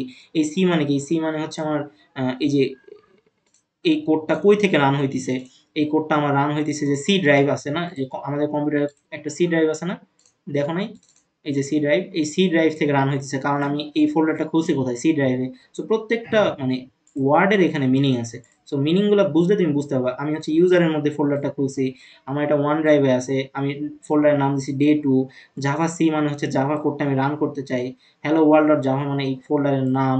So hello world dot Java এন্ডেন মানে কি, এন্ডেন মানে কি হচ্ছে আমরা জানি না, এবং বলে আর কি। সো এগুলো প্রত্যেকটা জিনিসেরই একটা মিনিং আছে। সো আশা করি আমাদের প্রথম প্রোগ্রামটা কেমনে লিখলাম এবং এটা কিভাবে কাজ করে সেটাও দেখলাম। বাট আমার মানে প্রথম প্রোগ্রামটা লিখাটা আমার উদ্দেশ্য না, আমার উদ্দেশ্য হচ্ছে যে এই পাবলিক মানে কি, ক্লাস মানে কি, এই জিনিসপাতিগুলোকে বোঝা। ওকে, ভালো কথা। আর আমাকে একটা রিমাইন্ডার দিও যে ক্লাস কিন্তু এটা শেষ হয়ে যাবে। সো 17 মিনিট আছে, এটা আমাকে 5 মিনিট থাকতে রিমাইন্ডার একটা দিও, হ্যাঁ? আমি ক্লাস নিতে নিতে না হলে ভুলে যাব। ঠিক আছে? কেউ একজন মনে করে দিও যে ভাই আর 5 মিনিট আছে, সো দ্যাট আমি আরেকটা লিঙ্ক দিতে পারি। ওকে, সো এখন পর্যন্ত কারো কি কোনো কোয়েশ্চেন আছে কিনা আমাকে করতে পারো। এখানে হচ্ছে যে ওপেন ডিসকাশন, মানে কোনো হেজিটেট ফিল করার কিছু নেই। তুমি জানো না, জাস্ট তুমি জানতে চাচ্ছ, এই আর কি। আমিও তো অনেক কিছু জানি না, সো আমারও জানা হবে যদি না জানি। এখন পর্যন্ত কোনো কোয়েশ্চেন আছে কি কারো? ভাই ভিএস কোডে লিখছেন যে ভাই এটা, বুঝো নাই তাই তো? হ্যাঁ ভাইয়া। মানে ভিএস কোডে এই লাইনগুলো বুঝো নাই, না আমি ভিএস কোডে কেমনে আসলাম, কেমনে কোড লিখে রান করলাম এটা বুঝো নাই? হ্যাঁ, সেকেন্ড যেটা বলছেন সেটা, মানে এমনিতে তো এটা বুঝতে পেরেছি। হ্যাঁ, মানে এটা তো বুঝতেছো যে এখানে আমি কি লিখলাম, জাভার গ্রামারটা লিখলাম, দেন আমি একটা কথা প্রিন্ট হ্যাঁ, এটা করলাম, বুঝতে সেটা পেরেছি। সেটা রান করলাম। এখন তোমার কথা হচ্ছে ভাইয়া আপনি ভিএস কোডে কেমনে কোড লিখলেন। এটা হ্যাঁ, এটা হচ্ছে যে এই মুহূর্তে মানে আজকের যে আমাদের টপিক সেটার কিন্তু বাইরে। সো আমি ভিএস কোড ইউজ করি, এরকম কালারফুল জিনিসপাতি আমার চোখে কম লাগে। বাট ভিএস কোডে কেমনে আসছি, এটার জন্য আমাকে কি কি ইনস্টল করতে হয়েছে বা এটা কিভাবে কাজ করতেছে, সেটা আমরা আরেকটু পড়াশোনা করে তখন এটা জানবো। ঠিক আছে? ওকে ভাই। হ্যাঁ, তুমি ভালো কোশ্চেন করছো। বাট আমি নিজেও হচ্ছে যে পুরা 110 সত্যি কথা বলতে ডক্টর জাভাতেই করছি। যখন আমি 111 করছি তখন আমি ভিএস কোড ইনস্টল করে এখানে শিখছি। সো এটা খুবই ভালো যদি তুমি 110 থেকে ভিএস কোড ইউজ করা শুরু করতে পারো, তাহলে তুমি অনেকের থেকে আগায় থাকবা। ভিএস কোড অনেক ধরনের ফ্যাসিলিটিস দেয় যেটা ডক্টর জাভা দেয় না। আচ্ছা গেল। সো আমি কোথায় গিয়েছিলাম? আচ্ছা এখানে ছিলাম। সো আমি আমাদের কোডের ফার্স্ট কোডটা দেখলাম। আমরা হচ্ছে যে আউটপুট লিখলাম। এখন হচ্ছে যে আমরা অ্যাকচুয়াল জিনিসে আসবো। যে আমরা line by line Bangla English mix করে জিনিসটাকে বোঝার চেষ্টা করব। ঠিক আছে? ওকে। সো এখানে আমাদের প্রথম লাইনটা কি ছিল? Public class first program. ঠিক আছে? এটা দিয়ে জাভা প্রোগ্রাম শুরু হয়। সো এখানে আমি কথাটা লিখে রাখছি। এখন ক্লাস কি? এই যে এখানে যে ক্লাস, এই ক্লাস কি? ক্লাস হচ্ছে ব্লুপ্রিন্ট বা স্ট্রাকচার। ব্লুপ্রিন্ট কি? এখন আমাকে প্রশ্ন করো যে ব্লুপ্রিন্ট কি? ব্লুপ্রিন্ট মানে হইতেছে যে আমি ধরো যে কোনো একটা আ প্ল্যান করছি। বাট সেটা এখনো এক্সিকিউট করিনি। বা আমি একটা নিয়ত নিয়েছি মনে, মনে সেটা এখন আমি বাস্তবে রূপান্তর করি নাই। সেটাই হচ্ছে ক্লাস। বলে না ছেলেটা ওই ক্লাসের, ছেলেটার টাইপ এরকম বা ছেলেটার ক্লাসটা ভালো না। সো ক্লাস মানে কি? আমরা অনেকগুলা জিনিসের মানে সামগ্রিক অবস্থাকে বোঝাই। সো এখানে সেটাই বোঝাইছে যে একটা ব্লুপ্রিন্ট, কোনো কিছু ধরো যে আমরা বোমা মারবো, তো বোমা বানানোর একটা নীল নকশা থাকে না? সেটা হচ্ছে যে তোমার ব্লুপ্রিন্ট, নীল নকশা যেটা বলে। সো এখানে আমাদের প্রোগ্রামের নাম হচ্ছে ফার্স্ট প্রোগ্রাম। এই যে আমি তখন কি দিয়েছিলাম? হ্যালো ওয়ার্ল্ড দিয়েছিলাম। সো এটাকে তুমি তোমার নিজের মতো করে চেঞ্জ করতে পারো। ঠিক আছে? তুমি যে ফাইল দিয়ে মানে যে নাম দিয়ে ফোল্ডারটা খুলবা, এই কথাবার্তাগুলো যদি তোমার কাছে এখন কঠিন লাগে, যখন আমরা অ্যাকচুয়াল প্রবলেম সলভ করব তখন দেখবা যে এগুলা অটোমেটিক মস্তিষ্কে গেঁথে গেছে। ঠিক আছে? সো আমাদের প্রোগ্রামটার নাম ফার্স্ট প্রোগ্রাম। এই কারণে এখানে ফার্স্ট প্রোগ্রাম আছে। সো ক্লাস মানে বললাম তো ব্লুপ্রিন্ট। এখন এখানে আরেকটা লাইন আছে, আচ্ছা এখানে আরেকটা ওয়ার্ড আছে, সেটা হচ্ছে পাবলিক। এই পাবলিকের কাজ কি বা পাবলিক না দিয়ে প্রাইভেট দিলে কি হতো, সেটা আমরা আসতেছি আস্তে ধীরে। আমি আগে বলতে থাকি। So public static void main string args, এখানে প্রায় এক কই এক আহা হ্যাঁ, এখানে ১, ২, ৩, ৪, ৫, ৬ টোটাল ৬ টা ওয়ার্ড আছে। এই ৬ টা ওয়ার্ডের কাজ কি? তবে এই ৬ টা ওয়ার্ডের কাজ শেখার আগে আমাদেরকে আরেকটা জিনিস শিখতে হবে। সেটা হচ্ছে যে এইখানে যে মেইন আছে, এই মেইন এর একটা তাৎপর্য আছে। এই মেইন এর তাৎপর্য কি? এই লাইনটাতে জাভা এন্ট্রি পয়েন্ট, মানে জাভা যে রান করা শুরু করবে, রান মানে কি? জাভা কোডটা যে দৌড়াবে, সেই দৌড়ানোর গেটটা হচ্ছে মেইন। জাভা যখন এই মেইন ওয়ার্ডটা দেখতে পায়, তখন সে প্রোগ্রামটা চালু করে। সো তুমি যদি পাবলিক স্ট্যাটিক ভয়েড দিয়ে প্রোগ্রামটা রান করো, তোমার কোড কোনোদিনই রান হবে না। তুমি চাইলে ট্রাই করে দেখতে পারো। লেটস সে আমরা একটু ট্রাই করে দেখি যে আমি যে বললাম যে মেইন না দিলে কাজ করবে না। সো আমি যদি এখান থেকে মেইনটা হটাই দেই, হটাই দিলে দেখো এখানে একটা এরর ধরতেছে। এবং আমি যদি তাও যদি জোর করে না এরর ধরে না, আমি তাও রান করব। লেটস সে আমি রান করলাম। আমার এখানে কি বলছে? বলতেছে যে এখানে আইডেন্টিফায়ার, সে আইডেন্টিফাই করতে পারতেছে না কিভাবে কোডটা রান করবে, এবং এখানে সে বলে দিতেছে যে কিছু একটা মিসিং আছে এবং একটা এরর ধরছে। সো আমি মেইন না দিলে আমার প্রোগ্রামটা কাজ করবে না, যেটা ট্রু কথা। তুমি ভাই মেইন, কোনো মেথড না? হ্যাঁ, মেইন হচ্ছে একটা মেথড। আমি কিন্তু মেথড ওয়ার্ডটা এখন পর্যন্ত বলিই নাই। তো তুমি ভালো প্রশ্ন করছো, যেহেতু তুমি আগে থেকে একটু জানো। সো মেইন জিনিসটার আপাতত এইটা মনে রাখবা যে মেইন হচ্ছে এমন একটা কিওয়ার্ড যেটা ছাড়া আমার জাভা প্রোগ্রামটা রান করবে না। মেইন মেথড আছে, তারপরে হচ্ছে যে মেথড ওভারলোডিং আছে, অনেক ধরনের মেথড আছে। বাট আপাতত দৃষ্টিতে তুমি মনে রাখো মেইন ছাড়া আমার প্রোগ্রাম রান করবে না। ঠিক আছে? আমি মানে চাইতেছি যে বেশি কমপ্লেক্সলি কথাবার্তা না বলে বাংলা ভাষায় যেন জিনিসটাকে বুঝাইতে পারি যে মেইন ছাড়া আমার প্রোগ্রাম রান করবে না ভাই। এখন তুমি বলতে পারো ভাই মেইন না হয় দিলাম, আমি যদি ভয়েড না দিই তাইলে কি হবে? একটু চেষ্টা করি, হবে? দেখো আমাকে এরর ধরতেছে। সো প্রত্যেকটা জিনিসই এখানে তাৎপর্যপূর্ণ আছে, বাট মেইনটার একটা মেইনটার হচ্ছে একটা বিশেষ তাৎপর্য আছে, সেটা হচ্ছে মেইন দিয়েই আমাদের প্রোগ্রামটা রান করা শুরু করে। ওকে। আর এখানে আরেকটা তুমি ভালো কথা বলছো, মেইন হচ্ছে একটা মেথড, যে মেথডের মাধ্যমে আমাদের প্রোগ্রামটা এক্সিকিউট হওয়া শুরু করে। ঠিক আছে? সো আসতেছি সেসব আলোচনায়, এখানে সব কিছুই আছে। তো এখানে এটাই লিখছি যে আপাতত এটা মনে রাখো, পরে এগুলা বিস্তারিত বুঝাই বলবো। আচ্ছা, ওকে। সো এই ৩ নাম্বার লাইনের কাজ কি? আমার এই হ্যালো ওয়ার্ল্ড এর কাজ কি? আমার কি টাইম শেষ হয়ে গেছে? ও আচ্ছা, ১২ মিনিট আছে। আমাকে কিন্তু মনে করাই দিও, হ্যাঁ? তাছাড়া কেটে যাবে। তার আগে আমি হচ্ছে যে একটা দিব। ওকে। এই যে ৩ নম্বর লাইন যে এখানে ছিল, কই গেল? system.out.println, এই যে এই লাইনটা যে ছিল, তো এই লাইনটার কাজ কি? এখানে বলছে যে এই লাইনটার মূলত কাজ হচ্ছে স্ক্রিনে হ্যালো ওয়ার্ল্ড দেখানো। আমি যদি হ্যালো তালহা যখন দিছিলাম, তখন কিন্তু হ্যালো তালহা দেখাইছে। ঠিক আছে? সো এই লাইনটার আউটপুট দেওয়ার জন্য জাভার মেথড। সো এইটাও কিন্তু একটা মেথড। যখন তুমি দেখবা যে এরকম ব্র্যাকেট আছে, তখন তুমি বুঝে নিবা যে সেটা হচ্ছে একটা মেথড। লেটস সে কেন? এই যে দেখো, যখন আমরা এই প্রোগ্রামটা লিখছি তখন কিন্তু আমরা মেথড ইউজ করছিস তুমি। তাহলে তুমি মেথড কি দেখলে বুঝবা বলো? যখন তুমি এই যে এই ধরনের জিনিসপাতিগুলো দেখবা, তখন তুমি বুঝে যাবা যে এটা একটা মেথড। মানে এই যে আমি বলতে চাচ্ছি যে এই যে ফার্স্ট ব্র্যাকেট যেটা আছে না, এইটা যখন দেখবা তখন বুঝে যাবা যে ওইটা একটা মেথড। তার মানে কি system.out.println, এটার বাম পাশে আর ডান পাশে কি আছে? এটা হচ্ছে তার পাশে এটা হচ্ছে মেথড। তার মানে কি এটা হচ্ছে প্রিন্ট করার একটা মেথড। আর এটা হচ্ছে কি মেইন মেথড, কারণ এখানে আমাদের এই ব্র্যাকেটটা ফার্স্ট ব্র্যাকেট আছে। বুঝা গেছে এবার এটা কেন মেথড বলা হয়? সো মেথড মানে বোঝার বা আইডেন্টিফাই করার একটা ওয়ে হচ্ছে এখানে ব্র্যাকেট থাকবে। তুমি একটা ব্র্যাকেট মিস করলে কোডটা রান হবে না, এরর ধরবে। ডক্টর জাভায় কিন্তু দেখলে এরর ধরে না। সো প্যারা হয়ে যায়। সো এই কারণে ভিএস কোডটা শুরু থেকেই ভিএস কোড ইউজ করা খুবই মানে বুদ্ধিমানের মতো কাজ এবং সময় বাঁচে। মানে এটা একটা আরেকটা ইন্টেলিজেন্স যুক্ত হলো তোমার সাথে আরকি। তুমি তো নিজে একটা ইন্টেলিজেন্স, সাথে ভিএস কোড ইউজ করলে আরো তাড়াতাড়ি ভুলগুলা বুঝতে পারো যে আমার কোডে কোথায় ভুল হচ্ছে, কেন রান হচ্ছে না। ঠিক আছে? ওকে। আ এই হাতির মাথা কোডটা কেটে দিলাম। বারবার আসতেছে এই কোডটা আরো পরে, এটা আসলে এই কোডটা আমাদের বুঝতে হবে কিন্তু।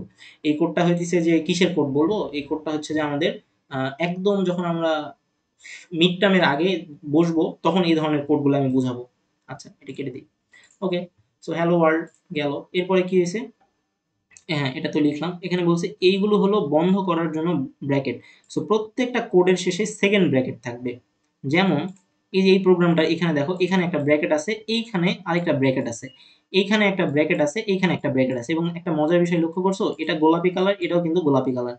সো এই ব্র্যাকেট আর এটা হচ্ছে শেষ ব্র্যাকেট, এটা হচ্ছে শুরুর ব্র্যাকেট। এই ২ টা ব্র্যাকেট যদি একটা যদি ব্র্যাকেট মিস করো বা বেশি ব্র্যাকেট দাও, তাহলে কোডটা রান করবে না। তো তুমি যখন এখানে ক্লিক করবা তখন দেখো এইটা অটোমেটিক্যালি ডিটেক্ট করতেছে যে এটা যদি শেষ হয় তাহলে শুরুটা হচ্ছে এটা। সো এটা হচ্ছে আমার ও, এই, কোড বোঝাচ্ছে না বুঝিনি? ভাই। এটা তো এক একটা স্কোপ, তাই না? হ্যাঁ, স্কোপ। তুমি যে বলতেছিস স্কোপ নিয়েও আমি এখানে নোটে রাখছি। সো স্কোপের বিষয়টাতেও আমরা আসতেছি। তুমি যেটা বলতেছো না স্কোপ আমার একদম সবার শেষে আছে। এই যে কই গেল? আমি ছোট্ট করে একটু দেখাই, যেহেতু তুমি তুলে ফেলছো কথাটা, স্কোপের কথা। কই গেল? নন প্রিমিটিভ।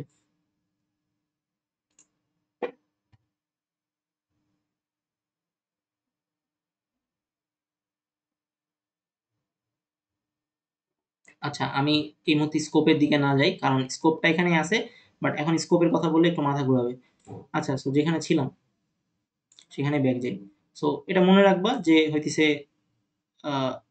এই লাইনটা দিয়ে আমরা প্রত্যেকটা ব্লক প্রতিটা ব্লকের শুরু এবং শেষ নির্ধারণ করি। সো প্রত্যেকটা কোডেই অ্যাকচুয়ালি এই জিনিসপাতিগুলো থাকবে। এটা হচ্ছে একটা ব্লক, এই পুরাটা হচ্ছে একটা ব্লক, এই পুরাটা হচ্ছে আরেকটা ব্লক, এবং ব্লকের আরেকটা সিনোনিম হচ্ছে স্কোপ বলে। এই স্কোপের মধ্যে কি আছে, ওই স্কোপের মধ্যে কি আছে, ঠিক আছে? সো জিনিসটা জাস্ট এই যে স্কোপ, এই যে ব্লক, এই যে ফার্স্ট ব্র্যাকেট, কার্লি ব্র্যাকেট, এই যে মেথড, এই ওয়ার্ডগুলা মাথার মধ্যে আস্তে আস্তে গেঁথে নাও, কারণ পরবর্তীতে এগুলাই তোমাকে হচ্ছে যে বুঝতে সুবিধা করবে কোডগুলা কেমনে কোথায় কি কাজ করতেছে। এরপর এখানে কি লিখছি, ইম্পর্টেন্ট টিপ। সো এখানে যে ক্লাস ডিক্লারেশন, মেইন মেথড, এই জিনিসপাতিগুলো জাস্ট মাথায় রাখো, মুখস্থ করার দরকার লাগবে না, এমনিতেই সবকিছু বুঝে যাবে কোর্স শেষ হয়ে গেলে, মানে সব কন্টেন্ট বুঝাই ফেললে। সো রান করার পর অ্যাকচুয়ালি কি হয়, আমরা আউটপুটে দেখতে পেলাম কনসোল।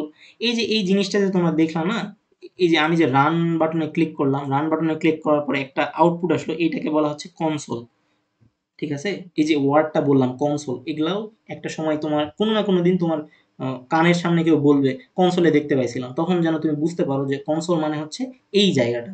সো এটাকে আরেকটা নামে বলা হয় টার্মিনাল, এটার আরেকটা নাম আছে সিএলআই, ঠিক আছে? এটার আরেকটা নাম আছে আহ, হচ্ছে তোমার কমান্ড লাইন ইন্টারফেস। সিএলআই মানে হচ্ছে কমান্ড লাইন ইন্টারফেস, এখানে আমরা কমান্ড দেই, আর এটা হচ্ছে লাইন, আর এটা হচ্ছে পুরাটা একটা হচ্ছে ইন্টারফেস, ঠিক আছে? সো অনেকগুলো নাম আছে, আরো দু একটা নাম আছে। সো অত নাম মনে রাখার দরকার না, আমারই ৩-৪টার বেশি মনে নাই। সো আপাতত মনে রাখবে এটা হচ্ছে একটা কনসোল অথবা টার্মিনাল অথবা সিএলআই, হোয়াট এভার, যেটা মনে থাকে আর কি, যাই হোক। সো কই জায়গা, হ্যাঁ, কনসোলে দেখা গেল। এখন হচ্ছে যে এখন ওই যে আমরা প্র্যাকটিস প্রবলেমটা অলরেডি করে ফেলছি যে নিজের নামে একটা জাভা প্রোগ্রাম প্রিন্ট করতে হবে, এটা করছি, হ্যাঁ। সো প্রিন্টিং ইন জাভা সহজভাবে বুঝছি যে জাভার কনসোলে কিছু একটা আউটপুট দেখাতে চাইলে সাধারণত নিজের ৩টা পদ্ধতি ব্যবহার করি। এক হচ্ছে আমরা system dot out dot print এই কথাটা লিখি, এটা কোনো কিছু প্রিন্ট করে কিন্তু লাইন ব্রেক করে না, এই কথাটা এখন আমরা আউট মানে একটা তাৎপর্য বুঝবো।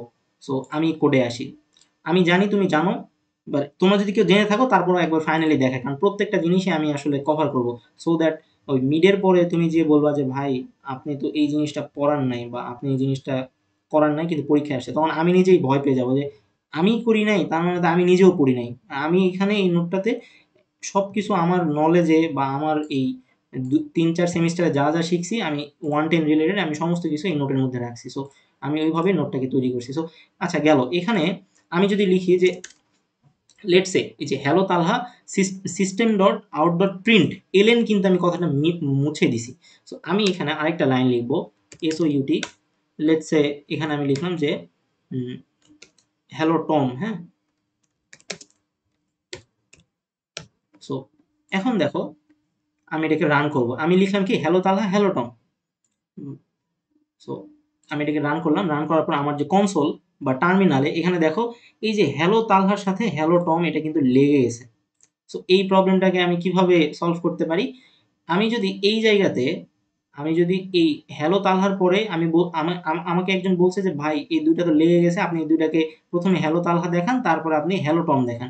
সেক্ষেত্রে তোমাকে যেটা করতে হবে এই যে হ্যালো তালহার পরে যেন একটা নতুন লাইনে পরের পরের জিনিসপাতিগুলো আসে, সেটার জন্য এখানে এল এন দিতে হবে। সো তুমি যদি এল এন দাও তাহলে জিনিসটাকে কাজ করবে। আমি এখন যদি আবার রান করি, দেখো এখানে হচ্ছে যে হ্যালো তালহা, তারপরে লাইনটাকে এই যে নিউ লাইন বললাম না তখন, এলএন মানে হচ্ছে নিউ লাইন, তো নিউ লাইনে এই হ্যালো টমটা হয়েছে। এখন আমি যদি এটাকে মিশাই দেই তাহলে দেখো এখানে একটা স্পেস আছে, দেখতে পাচ্ছি না বাট এখানে কিন্তু একটা স্পেস আছে। তো আমি যদি এই লনটাকে মিশে দিয়ে রান করি, সো রান করি তাহলে দেখো এখানে কিন্তু আর কোনো স্পেস নাই, এখানে কিন্তু আগেরটাই ছিল কিন্তু, ঠিক আছে, এখন কিন্তু নাই। সো প্রত্যেকটা ওয়ার্ডের কিন্তু মিনিং আছে। সো এগুলা কিন্তু পরীক্ষায় ভুল টুল ধরবে। সো এগুলা ভালোভাবে মনে রাখতে হবে। সো গেল আমরা একটা কোড থেকে কত কিছু শিখতে পাইতেছি, রাইট? অনেক কিছু শেখার আছে এখনো। ওকে, সো মানে পরের আউটপুটে একই লাইন আসবে। সো এই যে এই জিনিসপাতিটা 4 মিনিট আছে ক্লাস এন্ড হওয়ার। বুঝি নাই, 4 মিনিট আছে। জি ভাইয়া। ওকে, আচ্ছা মানে আমাকে জাস্ট একটা কথা বলো, মানে আজকে কি আমি এই পর্যন্ত রাখবো নাকি আমি আরো বেশি দূর আগে যাবো? আমার সমস্যা নাই যদি তোমাদের সমস্যা না থাকে তো, বাট আমি চাইতেছি যে এই নোটটা অ্যাটলিস্ট শেষ করাইতে। আদারওয়াইজ এই নোটটা হচ্ছে গল্প করা নোট, আমি কিন্তু কোড টোড কিছু করাইতে পারতেছি না। সো এটা ইম্পর্টেন্স শুধুমাত্র ওইটাতেই যে এটা তোমাদেরকে বুঝতে হবে, মাথায় রাখতে হবে, বাট এটা কিন্তু পরীক্ষায় আসবে না। বাট এই নলেজগুলো ছাড়া তুমি আসলে কোড লিখতে পারবে না। এই যে পার্সেন্টেজ এস মানে কি, এগুলা কিন্তু ছোটখাটো জিনিস, এগুলা কিন্তু তুমি পরবর্তীতে যে হারাই যাবে আর কি, ঠিক আছে? এই এই যে এফ মানে কি তখন বললাম না, এফ এর কাজ কি, এলএন এর কাজ কি, এলএন দিলে কি হয় না দিলে কি হয়, এগুলো আমি অবশ্য সামারি করে এখানে দিয়ে রাখছি। যে প্রিন্ট দিলে একই লাইনে প্রিন্ট হবে, এলএন দিলে একটা লাইন ব্রেক হয়ে যাবে, আর প্রিন্ট এফ দিলে সেটাকে ফরম্যাট করে দেখাবে। এখন ফরম্যাটের কাজ কি, এই যে এটা হচ্ছে ফরম্যাটের জিনিসপাতি, এখানে আমি বোঝানোর চেষ্টা করছি। সো প্রত্যেকটা জিনিস আসলে ইম্পর্টেন্ট, এই কারণে আমি আসলে চাইতেছি যে আজকে মোটামুটি একটা লেভেলে রাখতে। সো আমি কি মানে আরেকটা লিঙ্ক দিয়ে ওখানে জয়েন হতে বলবো, নাকি আজকে এই পর্যন্ত রেখে দেবো? আমি কিন্তু পুরোটা রেকর্ড করতেছি আর কি। সো আমার কাছে রেকর্ডিংও থাকবে, মাত্র 49 মিনিট রেকর্ড হয়েছে। সো বলো, তোমরা কেউ মতামত দাও।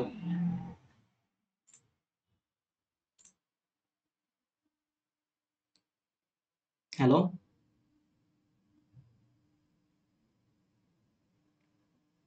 2 জন মতামত দাও, তাড়াতাড়ি তাড়াতাড়ি। তাহলে আজকে থাকি এই পর্যন্ত। আচ্ছা, আজকে এই পর্যন্তই। আহ, আচ্ছা, তাহলে এখানে একটা ব্যাপার আছে। ব্যাপারটা হচ্ছে যে ফৌজিয়া, আমি যদি আজকে এই পর্যন্ত রাখি, তাহলে ফ্লো চার্ট শুরু করতে 3 নম্বর দিনে চলে যেতে হবে। সো তুমি যদি মানে তোমার শরীর যদি খারাপ লাগে, আমি ক্লাসটা রেকর্ড করে রাখতেছি, হ্যাঁ? তো তুমি যেটা করবা এই আচ্ছা, পর্যন্ত আপনি কেটে দিয়ে, রেকর্ড করে রাখুন হ্যাঁ, প্লিজ। তুমি কেটে দিয়ে মানে যে পর্যন্ত তুমি দেখছো সেটা তো জানো, যেটা দেখোনি তখন থেকে তুমি আবার দেখা শুরু করবে, ঠিক আছে?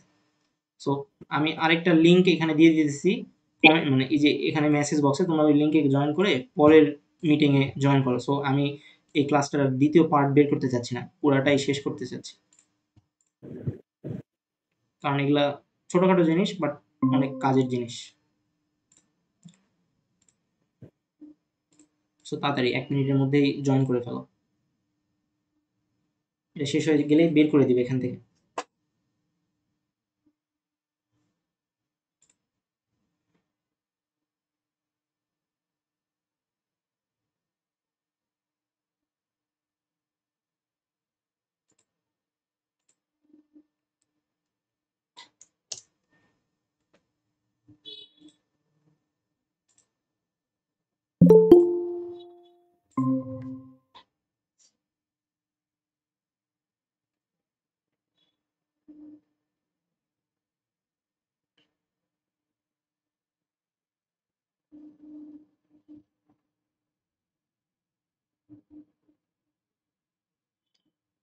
হ্যাঁ, অর্পিতা, আমার কথা কি শোনা যাচ্ছে?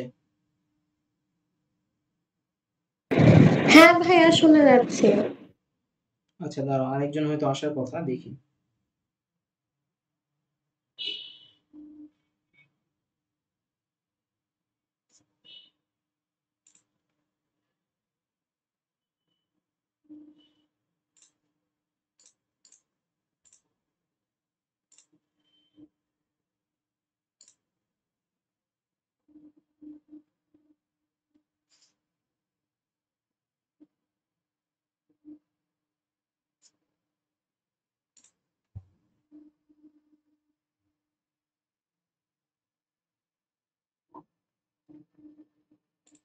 আহ, একটু দাঁড়াও, আরেকজনকে লিঙ্ক দেই। আজকে আরো একজন আসার কথা ছিল, সে আসলে বাইরে ঘুরতে গেছে।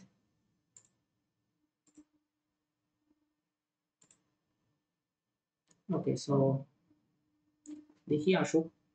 আমি একটু 1 মিনিটের জন্য পানি খেয়ে নিই, হ্যাঁ?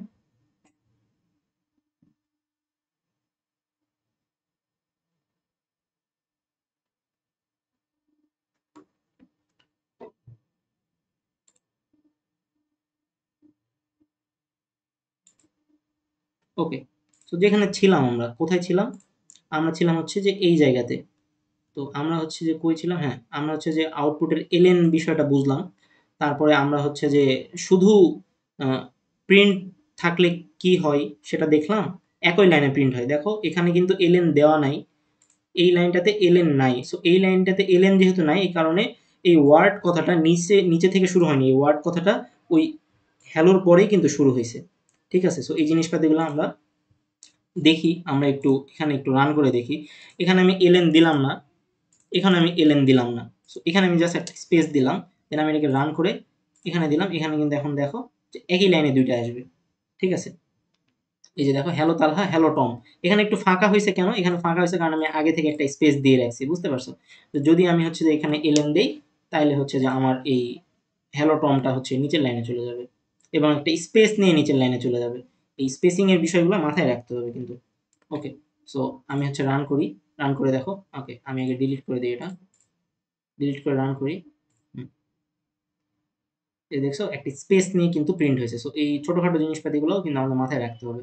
ওকে, যেখানে ছিলাম আমরা, সো এরপর আমাদের যে এলএন আসছে, সো এখানে বলে দিয়েছে এটা কিছু প্রিন্ট করার পরে একটা লাইন ব্রেক দেয় এবং তাই পরবর্তী আউটপুটে নতুন লাইন আসে।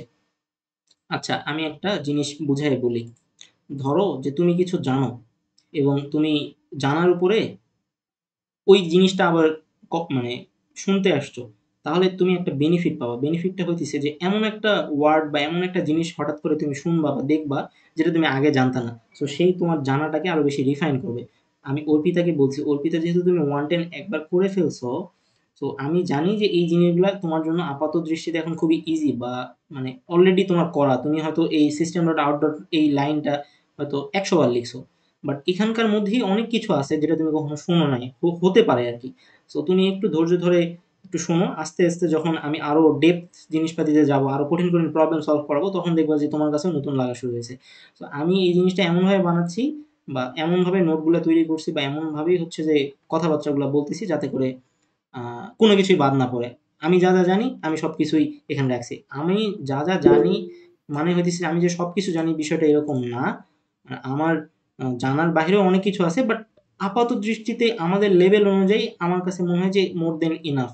এর থেকে যদি বেশি কেউ জানতে চায় তাহলে তাকে আবার সেলফ স্টাডি করতে হবে। সেটা খারাপ কিছু না, ঠিক আছে? সো এই যে ভিএস কোড জিনিসটা আজকে শিখলা কেমনে কাজ করে, এরকম আরো অনেক কিছু শিখবা সামনে। আচ্ছা, এই যে ভিএস কোডের মধ্যে অনেক ফিচার আছে, এক্সটেনশন আছে। এখানে হচ্ছে জাভা জেডিকে, যেটা আমরা একটু আগে আলোচনা করলাম। দেখো জেডিকে সেটার এই জিনিসটাতে এই ওয়ার্ডগুলো যদি না জানতা তাহলে হয়তো বলো। সো অনেক কিছু শেখার বাকি আছে, আস্তে ধীরে শিখবা। মানে তুমি সিএসসি তে পড়বা বা পড়তিছো, so as a CSC student বা অ্যাজ এ ইঞ্জিনিয়ার তোমার কিন্তু অনেক কিছু নিয়ে চিন্তা ভাবনা করার ক্যাপাবিলিটি থাকতে হবে। জাস্ট কোড পারলে হবে না। কোড কেমনে কাজ করতেছে, পিছনে কি কি এনভায়রনমেন্ট কাজ করতেছে, বা এই কোডটা রান হতে কে কে হেল্প করছে, কোন কোন মানে কম্পোনেন্ট হেল্প করতেছে, এই জিনিসপাতিগুলো তোমাকে তখন জানতে হবে, আদারওয়াইজ তুমি পারবে না।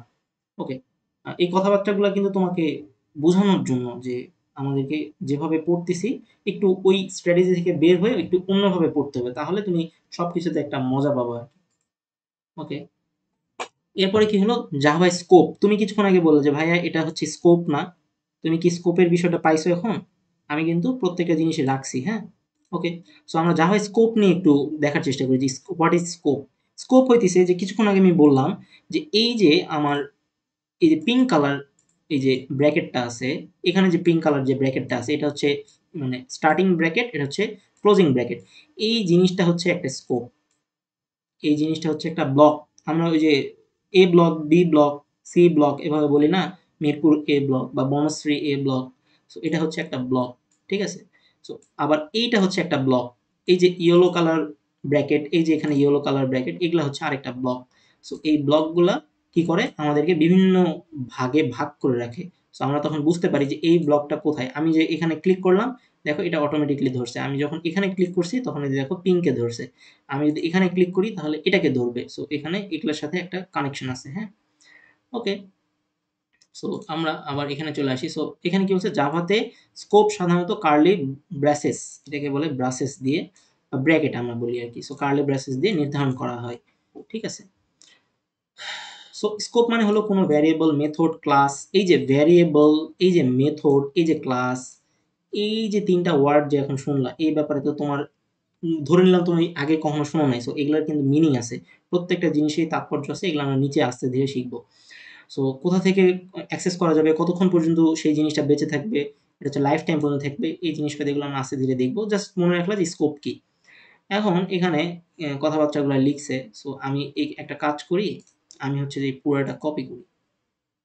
কপি করে আমার হচ্ছে যে আইডিই তে নিয়ে যাই, যে কন্ট্রোল অল, কন্ট্রোল ভি দিয়ে আমি পুরোটাকে পেস্ট করে দিলাম।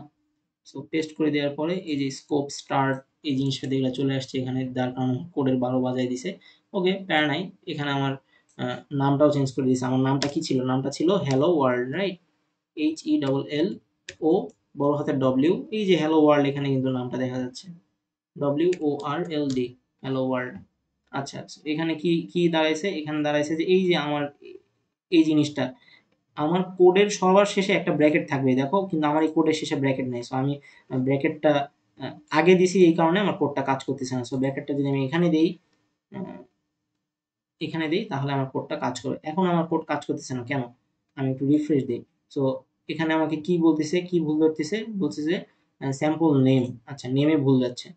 সো এই যে পিঙ্ক কালার, এই পিঙ্ক কালারের মধ্যে আমাকে এই লাইনটা লিখতে হবে, আদারওয়াইজ আমার কোডটা কাজ করবে না। কারণ মেইন মেথডের মধ্যে যদি কিছু না থাকে, একটা মাথার মধ্যে যদি আমি কোডটাকে রান না করাই, তাহলে কি রান হবে? সো আমি তো এই মেইন মেথডের বাইরে চলে আসছি। সো এই জিনিসটাকে আমি কন্ট্রোল এক্স মানে হচ্ছে কাট করে নিলাম, কন্ট্রোল ভি দিয়ে আমি এখানে পেস্ট করে দিলাম। এখন দেখো আমার কোনো এরর নাই। সো আমি যদি এখন হচ্ছে যে জিনিসটাকে একটু সাইজ করে নিই, তাহলে দেখো যে আমার কোডটা কাজ করতেছে। সো ব্লকের অনেকগুলো কাজ আছে, ইনসাইড মেথড আছে, স্কোপ আছে, ক্লাস আছে, এই জিনিসপাতিগুলো আমরা আস্তে ধীরে শিখবো। সো আচ্ছা, সো এখন এখানে কি লেখা আছে দেখো, এখানে জিনিসপাতিগুলো আমি বললাম, ব্যাখ্যা করলাম। সো এগুলো জিনিসপাতিগুলো তোমরা পড়বা, পড়লেই বুঝতে পারবা। বাট আপাত দৃষ্টিতে মনে রাখবা ব্লকের কাজ কি, মেথড কি, স্কোপ কি, এই জিনিসপাতিগুলো আমরা আস্তে আস্তে আরো অনেক কিছু আসবে।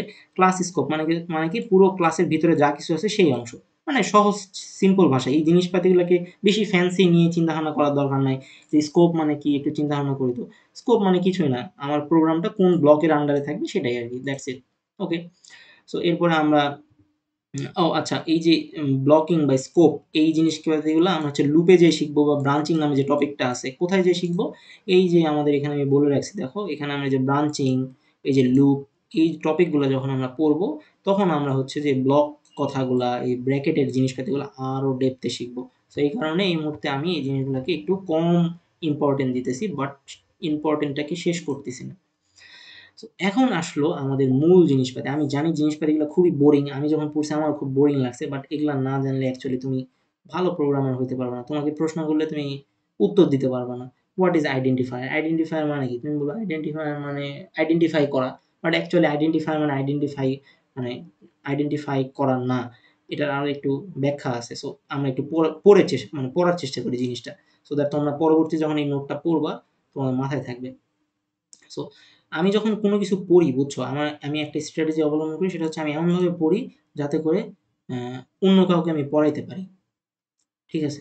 সো তুমিও যখন কোনো কিছু পড়বা, প্রত্যেকটা জিনিসের মানে বুঝে বুঝে পড়বা। হ্যাঁ, এখন আমি বলতে চাচ্ছি না যে তুমি যখন টার্কে যাবা ইএমবি পড়বা, মানে বুঝে বুঝে পড়বা। সব জিনিস বেশি বুঝতে গেলে আবার তুমি তোমার রুট থেকে হারায় যাবা।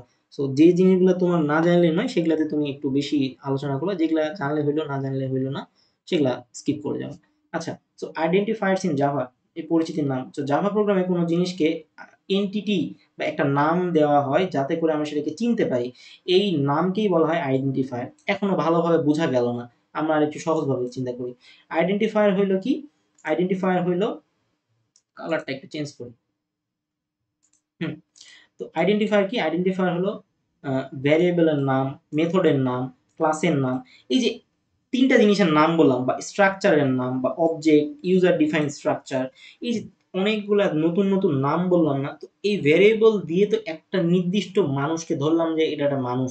সো একটা লোকের নাম ভ্যারিয়েবল, একটা লোকের নাম মেথড। এই নাম দিয়ে তো এদেরকে আলাদা করতে পারতেছি। সো এই কারণে এগুলাকে আইডেন্টিফায়ার বলে।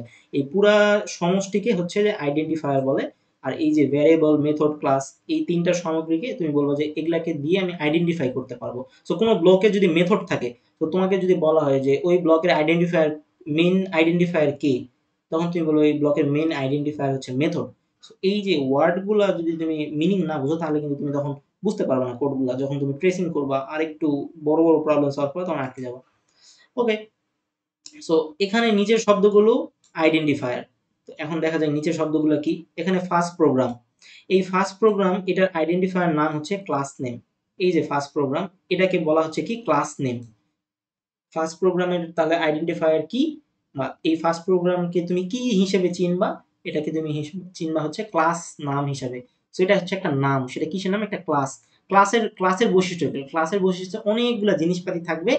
ওই পুরা জিনিস মানে স্টুডেন্ট থাকবে, বেঞ্চ থাকবে, চক ডাস্টার থাকবে, পুরো একটা ক্লাসরুম সেটআপ থাকবে, ওটাকে বলা হচ্ছে ক্লাস। ক্লাস মানে কি অনেক কিছুর সমষ্টি।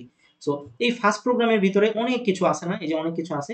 সো এইগুলা হচ্ছে তোমার ফার্স্ট প্রোগ্রামের সমষ্টি, ঠিক আছে। সো এই জন্য এটা হচ্ছে ক্লাস নেম। মেইন কি, ওই যে বললাম মেইন একটা মেথড, এবং মেথড তুমি কেমনে বুঝবা, এই যে তোমার এই যে এই ব্র্যাকেটটা আছে দেখতেছো না, এই যে ব্র্যাকেট, এই যে ব্র্যাকেট, এই ব্র্যাকেটগুলোকে তুমি বুঝবা এটা হচ্ছে মেথড। সো মেইন হচ্ছে একটা মেথড। তাহলে মেইনকে তুমি কি দিয়ে আইডেন্টিফাই করবা, তুমি বলবা যে এটা একটা মেথড। সো এই জিনিসপাতিগুলো কিন্তু অনেকে বোঝে না। আচ্ছা, এই আর্কস কি, এই আর্কস হচ্ছে প্যারামিটার। এখন এই প্যারামিটার কি, এই জিনিসটা এই মুহূর্তে আমি বলবো না, কারণ এই জিনিসটা বলতে গেলে মাথা ঘুরে যাবে। এটা আমি নিজেও ট্রিপল ওয়ানে যেয়ে শিখছি। আর এইজ কি, এইজ মানে বুঝতেছো যে এটা একটা ভ্যারিয়েবল নেম, কারণ মানে এইজ মানে কি একটা মানুষের হচ্ছে যে বয়স এখানে বুঝাইছে। সো এটা হচ্ছে ভ্যারিয়েবল। ভ্যারিয়েবল মানে কি, ভ্যারিয়েবল ইংলিশ কি, ভ্যারিয়েবল ইংলিশ হচ্ছে পূর্ণ সংখ্যা, রাইট। সো একটা বয়স হিসেবে পূর্ণ সংখ্যাকে বুঝাইছে। আমি যদি 25.5 দিতাম তাহলে কি সেটা দশমিক সংখ্যা হইতো। সো এই কারণে এইজের আগে ইন্টিজার দিছে, যেহেতু এটা পূর্ণ সংখ্যা তাই এখানে হচ্ছে ইন্টিজার। আর ভ্যারিয়েবল মানে হচ্ছে চলক, সরি মাই মিস্টেক, ভ্যারিয়েবল মানে হচ্ছে চলক। সো এইচ কে আমি একটা চলক, যেমন আমরা যে এক্স লিখি, এক্স কি, এক্স হচ্ছে একটা ভ্যারিয়েবল, ওয়াই হচ্ছে একটা ভ্যারিয়েবল, এখানে এইজ হচ্ছে আরেকটা ভ্যারিয়েবল, রাইট। সো এবং ওই ভ্যারিয়েবলটার ডাটা টাইপটা কি, ডাটা টাইপটা হচ্ছে ইন্টিজার। এখন ডাটা টাইপ, এটা হচ্ছে একটা ডেটা, একটা তথ্য, সেটা টাইপটা কি, সেটা টাইপ হচ্ছে ইন্টিজার টাইপ, ঠিক আছে। এই কারণে এই ইন্টিজারকে বলা হয় ডাটা টাইপ। সো দেখো এই যে ভ্যারিয়েবল এইজ, এটা হচ্ছে তোমার এইজ হচ্ছে কি একটা ভ্যারিয়েবল বা একটা চলক হিসাবে আমরা পরিচয় করি। আর আমরা ডাটা টাইপ কি একটু পরে আসতেছি। এখন এই যে আইডেন্টিফায়ার নেমিং রুলস, জাভার নিয়ম আছে কিছু, এই নিয়মগুলো করতে হবে। যেমন এখানে আমি যে এই যে ফার্স্ট প্রোগ্রাম এটা লিখছি, এখানে দেখো আমি এফ বড় হাতের দিছি, পি বড় হাতের দিছি। এর আগে কি আমি কোনো ওয়ান ফার্স্ট প্রোগ্রাম দিছি, দেই নাই কিন্তু। So, এই জিনিসটা যেগুলো আসতেছে এখানে কি বলছে যে নাম, নামের লেটার, এই যে এটাকে বলা হচ্ছে আন্ডার স্কোর। মানে একটা দেখো এখানে হচ্ছে যে আমি লিখলাম লেটস সে তালহা, এটা হচ্ছে তোমার কি হাইফেন, হাইফেন দিলাম টম, এটা হচ্ছে হাইফেন। আর এখানে যদি আমি বলি যে তালহার টি বড় হাতের, আর এই যে একদম নিচে এটাকে বলা হচ্ছে আন্ডার স্কোর। আন্ডার মানে কি নিচে, আর স্কোর এখানে টি এর দিলাম ছোট হাতের টি। সো এই দুইটার কিন্তু ডিফারেন্স আলাদা। সো তুমি চাইলে কোনো লেটার দিতে পারো, তুমি চাইলে আন্ডার স্কোর দিতে পারো, তুমি চাইলে এটা হচ্ছে ডলার সাইন, তুমি চাইলে ডলার সাইন দিয়েও একটা নামকে ডিক্লেয়ার করতে পারো। তবে নামের মাঝখানে তুমি কোনো স্পেস দিতে পারবা না। যেমন আমি যদি তালহার টি আর টমের বড় হাতের ছোট হাতের টি এটা লিখি, তাহলে এটা একটা ভুল নামকরণ হবে। এই জিনিসপাতিগুলো যে আমি বলতেছি এগুলো মুখস্থ করার কোনো দরকার নাই, কারণ তুমি সামনে এত এত কোড লিখবা, এই কোডগুলা এই জাভা নিয়ম মেনে যদি না লিখো তোমার কোড রানই হবে না, ঠিক আছে। লেটস সে আমি যে কথাগুলো বললাম একটু প্র্যাকটিক্যালি দেখার চেষ্টা করি। সো এখানে আমার দেখো আমি আরেকটা নতুন কোড খুলবো, সেখানে আমি নাম দিব লেটস সে তালহা, দেন একটা স্পেস দিলাম। এখন এই যে স্পেস যখন দিলাম তখন এখানে বলছে the name Talha is not valid as a file or folder name, please choose a different name. তো কেন আমার নামে কি সমস্যা হলো, আমার নামে আসলে কোনো সমস্যা হয়নি, আমি যে একটা স্পেস চাপ দিছি তখনই সমস্যা হয়েছে, কারণ স্পেস দেওয়া অ্যালাউ না। তো কিন্তু দেখো আমার এখানে বলছে কই গেল আমার ফাইলটা, হ্যাঁ। সো আমি বলছি যে মাঝখানে স্পেস দেওয়া যাবে না, ঠিক আছে, আমি এটা মানছি, এটা বাদ, এটার কথা বাদ। আমি এখন বলছি যে আমি যদি নিচে আন্ডার স্কোর দিই তাহলে কি অ্যালাউ করবেন, তখন দেখো আমাকে কিন্তু অ্যালাউ করবে। সো আমি এটাকে রিনেম করি আরেকবার, হ্যাঁ। সো এখানে দেখো আমি আন্ডার স্কোর দিছি, এখন পর্যন্ত ভুল ধরতেছে না। আন্ডার স্কোর দেওয়ার পরে যে আমি টম লিখি, সো বড় হাতেরই লিখলাম, কোনো সমস্যা নেই। টম ডট জাভা যদি দিই, দেখো এই যে জাভার লোগোটা চলে আসছে, তার মানে সে কিন্তু এটাকে অ্যালাউ করতেছে। সো আমি এখানে ইন্টার দিলাম, তার মানে এই নামকরণটা সঠিক, ঠিক আছে। এরপরে আমি হচ্ছে ডলার সাইন দিয়ে একটা নামকরণ করব। সো লেটস সে আমি আরেকটা ফোল্ডার খুলতে চাই, সেখানে আমি দিলাম আলহা ডলার সাইন। দেখো এখন পর্যন্ত ভুল ধরতেছে না, ডলার সাইন টিওএম, আর বড় হাতের দিই টিওএম ডট জাভা। তার মানে তুমি ডলার সাইন ইউজ করেও কিন্তু নামটা লিখতে পারবা, এখানেও তোমার কোনো ভুল ধরবে না। তাহলে আমরা কত কিছু শিখলাম, যে এভাবে আমি লিখতে পারি, এভাবে লিখতে পারি, এভাবে যেগুলা লিখতে পারি সেগুলাই লিখবো, যেগুলো লিখতে পারবো না সেগুলো নিয়ে ভাবার দরকার নাই, বাট আমরা জেনে রাখি। সো আমি যদি এখানে আরেকটা জিনিস আছে আগে এখানে দেখে যাই, এখানে কি বলছে যে এইজ এবং এইজ এই দুইটা ওয়ার্ড আমরা দেখলে একই ভাবলে এগুলো কিন্তু একই না, কারণ এটা হচ্ছে কেস সেন্সিটিভ। তুমি এ দিয়ে যেটা মিন করে, এই ছোট হাতের এ দিয়ে প্রোগ্রামিং ভাষায় সেটা মিন করে না। প্রত্যেকটা জিনিসেরই ছোট্ট একটা কমারও একটা তাৎপর্য আছে, বুঝতে পারছো? সো এই জিনিসটাকে মাথায় রাখবা যে দুইটা কিন্তু আলাদা, দুইটা কখনোই সেম না। ছোট হাতের জিনিস দিয়ে কোনো ওয়ার্ড শুরু হলে সেটা আলাদা, বড় হাতে শুরু হলে সেটাও আলাদা, ঠিক আছে? আর হচ্ছে তোমার রিজার্ভ কিওয়ার্ড নামে একটা টপিক আছে। সো যেমন এই যে ইন্ট বললাম, এই যে ক্লাস বললাম, এই যে মেইন বললাম, এগুলা দিয়ে তুমি কোনো ফাইল ক্রিয়েট করতে পারবা না। লেটস সে আমি যদি এখানে লিখি মেইন, আমি যদি এখানে লিখি তোমার লেটস সে আমি যদি কি লিখি, এখানে কি ছিল আমাদের? আচ্ছা, আমার কথা কি শুনতে পাচ্ছ? জি ভাইয়া। হ্যাঁ, সো আমি যদি এখানে ইন্ট ডট জাভা দেই, তো এখন কি বলছে? The name int is not valid. So আমি কিন্তু ইন দিয়ে খুলতে পারবো না। সো এগুলা আমি জানি যে এগুলো খুবই বেসিক জিনিসপাতি, তারপর আমি কিন্তু বলতেছি, হ্যাঁ? ওকে, সো এই নোটে সেই জিনিসপাতিগুলো কিন্তু আছে। সো এগুলা হচ্ছে তোমার মনে রাখার জন্য আমি কিছু ট্রিপস দিয়ে রাখছি যে এগুলা কেমনে মনে রাখবা। এখন পর্যন্ত আমি মাত্র 15 পেজে আসছি। আমি আরেকটু আগাই, হ্যাঁ?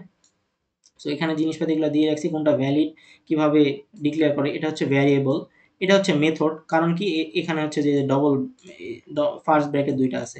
আর এটা হচ্ছে ক্লাস নেম, ওই যে বললাম না ক্লাস নেম, এবং এটার আইডেন্টিফায়ার কি এগুলা কিন্তু আমি এখানে বলে রাখছি, ঠিক আছে? সো আইডেন্টিফায়ার বুঝলা, মেথড কেমনে চিনতে হয় বুঝলা, ক্লাস কেমনে চিনতে হয় বুঝলা, তারপর ভ্যারিয়েবল কেমনে চিনতে হয় বুঝলা। মোটামুটি এই জিনিসপাতিগুলো নিয়ে তো কোনো কোশ্চেন নাই।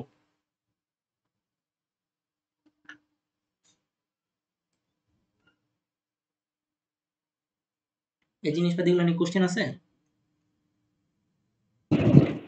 না ভাইয়া। ওকে, সো এখন জাভা ভ্যারিয়েবল সহজ ভাষায় বোঝা যাবে। সো জাভাতে ভ্যারিয়েবল হলে এক একটা কন্টেইনার। কন্টেইনার মানে কি, যে আমাদের বাসার ছাদে যে ট্যাঙ্কি আছে এটাকে একটা কন্টেইনার হিসেবে বলতে পারি, যেগুলোতে আমরা তথ্য বা ডাটা জমা রাখি, যেমন বয়স, নাম, স্যালারি। সো ভ্যারিয়েবল আমাদের মেমোরিতে ডাটা রাখতে পারে, ডাটা পরিবর্তন করতে পারে এবং ডাটা অ্যাক্সেস করতে পারে। সো একটা ভ্যারিয়েবলের ৩ টা অংশ থাকে, একটা হচ্ছে ডাটা টাইপ থাকে, একটা হচ্ছে ভ্যারিয়েবল নেম থাকে, আর একটা হচ্ছে ভ্যালু থাকে, রাইট? এই যে দেখো, এটা হচ্ছে ডাটা টাইপ, এটা হচ্ছে ভ্যারিয়েবল, আর এটা হচ্ছে ভ্যালু। ৩টাই কিন্তু আছে। সো এই যে দেখো, data type, variable, value, data type, variable, value. So একটা ভ্যারিয়েবলের টোটাল ৩টা অংশ। এখন এই যে ইন্ট, স্ট্রিং, ডাবল, বুলিয়ান, এই জিনিসপাতিগুলো কি, এগুলো হচ্ছে ডাটা টাইপ, নিচের দিকে আছে। সো এটা কি, এখানে কি লিখছে? স্ট্রিং টাইপ করা ভ্যারিয়েবল, টেক্সট রাখার জন্য স্ট্রিং টাইপ ভ্যারিয়েবল, দশমিক রাখার জন্য double type variable, right? So ভ্যারিয়েবলের নেমিং রুলসগুলো আমাদেরকে এখানে বলতে হবে। নামের শুরুতে লেটার বা আন্ডারস্কোর হইতে পারে। সো নামের শুরুতে লেটার হইতে পারে বা আন্ডারস্কোর হইতে পারে, অন্য কিছু কিন্তু হইতে পারে না। কারণ আমি যদি এই দুঃসাহসটা করার চেষ্টা করি যে আমি শুরুতে একটা আন্ডারস্কোর দিলাম, দিয়ে লিখলাম তালহা, দেখো ভুল ধরতেছে না, তার মানে এটা অ্যালাউ। সো ডট জাভা যদি দেই, দেখো এটাকে অ্যালাউ করতেছে। সো আন্ডারস্কোর দিয়েও কিন্তু আমি একটা নাম খুলতে পারি। এটা এটা জাভার গ্রামার অনুযায়ী বা জাভার রুলস অনুযায়ী এটা কিন্তু ভুল না, ঠিক আছে? ওকে, সো নামের মধ্যে স্পেস দিতে পারবো না, সেটা দেখছি। রিজার্ভ কিওয়ার্ড দিয়ে আমি কোনো ফাইল খুলতে পারবো না, সেটাও দেখছি। সো এগুলো ভ্যালিড, ভ্যালিড কেন? কারণ হচ্ছে যে এই যে স্টুডেন্ট নেম, এটা তো ভ্যালিড। ইউজার এইজ, এটা ভ্যালিড। সো প্রথমে ইউজার, এখানে এটা হচ্ছে যে ক্যামেল কেসিং, স্নেক কেসিং নামে একটা টপিক চলে আসে, সেটা নিয়ে আমরা একটু পরে আলোচনা করতেছি। সো এই ভ্যারিয়েবলে, তার মানে জাভা ভ্যারিয়েবলে টোটাল 3টা টাইপ আছে, সেই 3টা টাইপ নিয়ে এখানে বললাম। তো এখন টোটাল 3টা টাইপের মধ্যে কিছু জিনিস আছে, এগুলা পুরাপুরি কিন্তু 100% এই জিনিসপাতিগুলো হচ্ছে ট্রিপল ওয়ানের টপিক। লোকাল ভ্যারিয়েবল কি, ইনস্ট্যান্স ভ্যারিয়েবল কি, স্ট্যাটিক ভ্যারিয়েবল কি, জাস্ট এই 3টা লাইন 110 এর জন্য মনে রাখবা। যদি ভুলেও যাও কোনো সমস্যা নাই। মেথড বা ব্লকের ভিতরে ডিক্লেয়ার করা যায়, ইনস্ট্যান্স ভ্যারিয়েবল ক্লাসের লেভেলে ডিক্লেয়ার করা যায়, স্ট্যাটিক ভ্যারিয়েবল ক্লাসের লেভেলে থাকে কিন্তু পুরো ক্লাসে শেয়ার করে। সো কিছুই বোঝনি, বোঝার দরকারও নাই, কারণ এটা 110 এর দরকারও নেই। জাস্ট এটা আমি নোটে রাখছি বোঝার জন্য। সো ডাটা টাইপ কি বুঝতে পারলা? এক্সাম্পল, এক্সপ্লেনেশন, সরি ডিসক্রিপশন সবকিছু আমি এখানে দিয়ে রাখছি, এটা বলার মতো কিছু নাই। সো এখানে আমি একটু একটা ছবি অ্যাড করছি, যেটা হচ্ছে টাইপ, এটা হচ্ছে নেম। তো ভ্যারিয়েবল ইনিশিয়ালাইজ করা মানে কি? ভ্যারিয়েবল ইনিশিয়ালাইজ করা মানে হচ্ছে যে এই যে ইকুয়াল সাইনের পরে যদি আমি কোনো একটা ভ্যালু রাখি, তাহলে সেটাকে বলা হচ্ছে ভ্যারিয়েবল ইনিশিয়ালাইজ করা। সো ভ্যারিয়েবল ইনিশিয়াল মানে হচ্ছে ভ্যারিয়েবল তৈরি করার সময় তাতে একটা মান বসিয়ে দেওয়া বা মান দেওয়া, এটা হচ্ছে ভ্যারিয়েবল ইনিশিয়ালাইজ। সো আমরা ডাটা টাইপ দিলাম, ভ্যারিয়েবল নেম দিলাম, আর ভ্যালু দিলাম। সো এটা হচ্ছে আমাদের এখানকার ঘটনা। সো এগুলো বুঝতে পারতেছো। ভ্যারিয়েবল নেমিং কনভার্সন, নাম রাখার নিয়ম, এই যে আমরা যে ফোল্ডারের নামগুলো যে রাখতেছি বা এই যে ভ্যারিয়েবল গুলো যে ডিক্লেয়ার করতেছি, সেগুলো কি কি হইতে পারে? এখানে বলছে নামের শুরুতেই এ থেকে জেড পর্যন্ত হতে পারে, ছোট হাতের এ থেকে জেড পর্যন্ত হতে পারে, ডলার সাইন হতে পারে, অথবা আন্ডারস্কোর হতে পারে। এগুলা দিয়ে তোমরা ট্রাই করে করে দেখবা, তাহলে বুঝতে পারবা।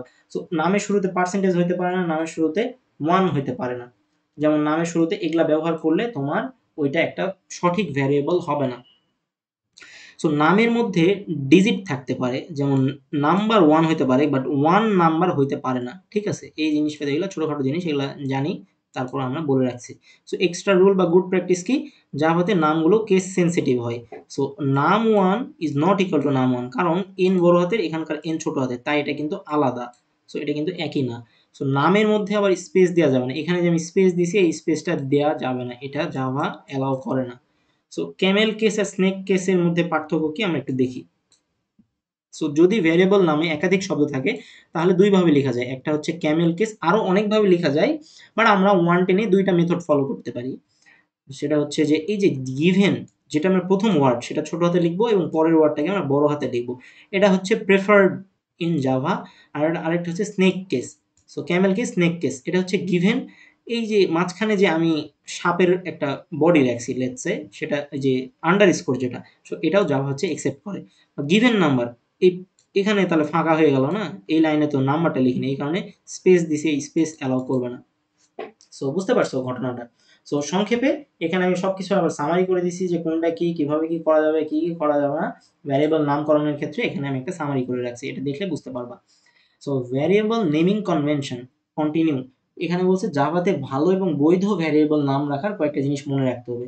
সো ভ্যারিয়েবলের নামকরণ করার ক্ষেত্রে মিনিংফুল রাখতে হবে। যেমন অনেকে রাখে এক্স, A1, টেম্প, এগুলা না রেখে ভালো ভালো নাম, যেটা নামটা দেখলে আমি বুঝতে পারবো, এটা হচ্ছে একটা গুড প্র্যাকটিস। ঠিক আছে? সো ক্লিয়ার নাম দিয়ে কোড পড়া আর বোঝা সহজ হয় এটার ক্ষেত্রে। ঠিক আছে? ক্লিয়ার নাম দিলে। সো এখানে কি বলছে যে এই যে তুমি যদি a ইকুয়াল টু 10 লিখো, এটাও সঠিক, বাট এটা হচ্ছে ভালো। ঠিক আছে? H10 এটা লেখা ভালো। শুধুমাত্র ছোট লুপ, যেমন ফর লুপ, এক্ষেত্রে এই সিঙ্গেল লেটার একসেপ্টেবল। যখন আমরা লুপ পড়বো তখন আমরা এই টপিকটা বোঝার চেষ্টা করবো যে লুপ কি, ফর কি, এই আই কি, ইন্ট কেন দিলাম, জিরো কেন লিখলাম, প্রত্যেকটা জিনিস তখন আমরা বুঝবো। বাট এখানে বলছে যে লুপের ক্ষেত্রে এই ছোটখাটো I, x, y, z, j এগুলো ইউজ করা বৈধ আর কি। ঠিক আছে? সো এরপর আমরা এখানে আসি, ভ্যারিয়েবল নামের ক্ষেত্রে জাভা কোনো রিজার্ভ কিওয়ার্ড হবে না। সো ওই যে আগেই বললাম যে এখানে যে ক্লাস, এই ক্লাসটা কি, এই ক্লাসটা কিন্তু রিজার্ভ কিওয়ার্ড। সো এখানে বলছে ভুল, কারণ ক্লাস হচ্ছে রিজার্ভ কিওয়ার্ড, এই রিজার্ভ কিওয়ার্ডটা রাখা যাবে না। সো এগুলা হচ্ছে তোমার রিজার্ভ কিওয়ার্ড, আমি একটু মার্ক করে রাখি, এগুলা মনে রাখবা। এগুলা দিয়ে তুমি কোনো ভ্যারিয়েবল ডিক্লেয়ার করতে পারবে না, করলে তোমার কোড কাজ করবে না। আমরা পরবর্তীতে যখন কোড করতে থাকবো তখন অনেক কিছু দেখবো। সো টোটাল জাভাতে প্রায় 50টার উপরে কিওয়ার্ড আছে এবং স্ট্রিক্ট রিজার্ভ, এগুলা তুমি ইউজ করতে পারবে না। ঠিক আছে? সো মনে রাখার জন্য আমি আবার সংক্ষেপে এখানে একটু সামারি করে রাখছি যে নাম, নাম অর্থবোধক হতে হবে। লেটার শুরুতে তুমি এগুলা লিখতে পারো, কিন্তু কিওয়ার্ড লিখা যাবে না, কিওয়ার্ড লিখলে ভুল হয়ে যাবে। স্পেস রাখা যাবে না, তাহলেও তোমার এটা ভুল হয়ে যাবে। সো অনেকগুলো টাইপ মনে রাখলাম, এগুলা দিয়ে কাজ করবো। নেক্সট টাইম যখন আমরা কোড লিখবো, এগুলা কিন্তু মেনে চলবো প্রত্যেকটা কোডিং এ। তো এগুলা হচ্ছে তোমার যে যে সব ওয়ার্ড দিয়ে আমি কোনো ভেরিয়েবল বা ডিক্লেয়ার করতে পারবো না, সেগুলো আর কি। ঠিক আছে? সো এইটা হচ্ছে ওই পর্যন্ত। এরপরে data type, Java data type সহজ বাংলা ভাষায় ডাটা টাইপে আসি। সো অনেক ধরনের ডাটা টাইপ আছে, তার মধ্যে আমাদেরকে দুইটা জিনিস মনে রাখতে হবে, একটা হচ্ছে প্রিমিটিভ ডাটা টাইপ, আরেকটা আছে হচ্ছে নন প্রিমিটিভ ডাটা টাইপ। তো আগে আমরা ব্যাখ্যাটা করি। এগুলো হচ্ছে মৌলিক সাধারণ ডাটা টাইপ, সরাসরি ভ্যালু ধারণ করে। সো এই মানে প্রিমিটিভের ব্যাপারটা হচ্ছে এইটা। আর হচ্ছে নন প্রিমিটিভ কি, এবং প্রিমিটিভের মধ্যে পড়তেছে কি, ইন্টিজার পড়তেছে, মানে পূর্ণ সংখ্যা। ফ্লোট বা ডবল দিয়ে আমরা দশমিক সংখ্যাকে বুঝাই। So floating value, double value মানে হচ্ছে দশমিক মান। ঠিক আছে? সো এইটার তাৎপর্য এটা। 4 মানে কি? 4 মানে হচ্ছে ক্যারেক্টার। এখানে আমরা সিঙ্গেল ওয়ার্ড গুলোকে রাখি, বাট এখানে একটা তাৎপর্য হচ্ছে আমাদেরকে একটা করে এই যে ঊর্ধ্ব কমা রাখতে হবে। ঠিক আছে? একটা করে ঊর্ধ্ব কমা না রাখলে এটা বুঝতে পারবে না।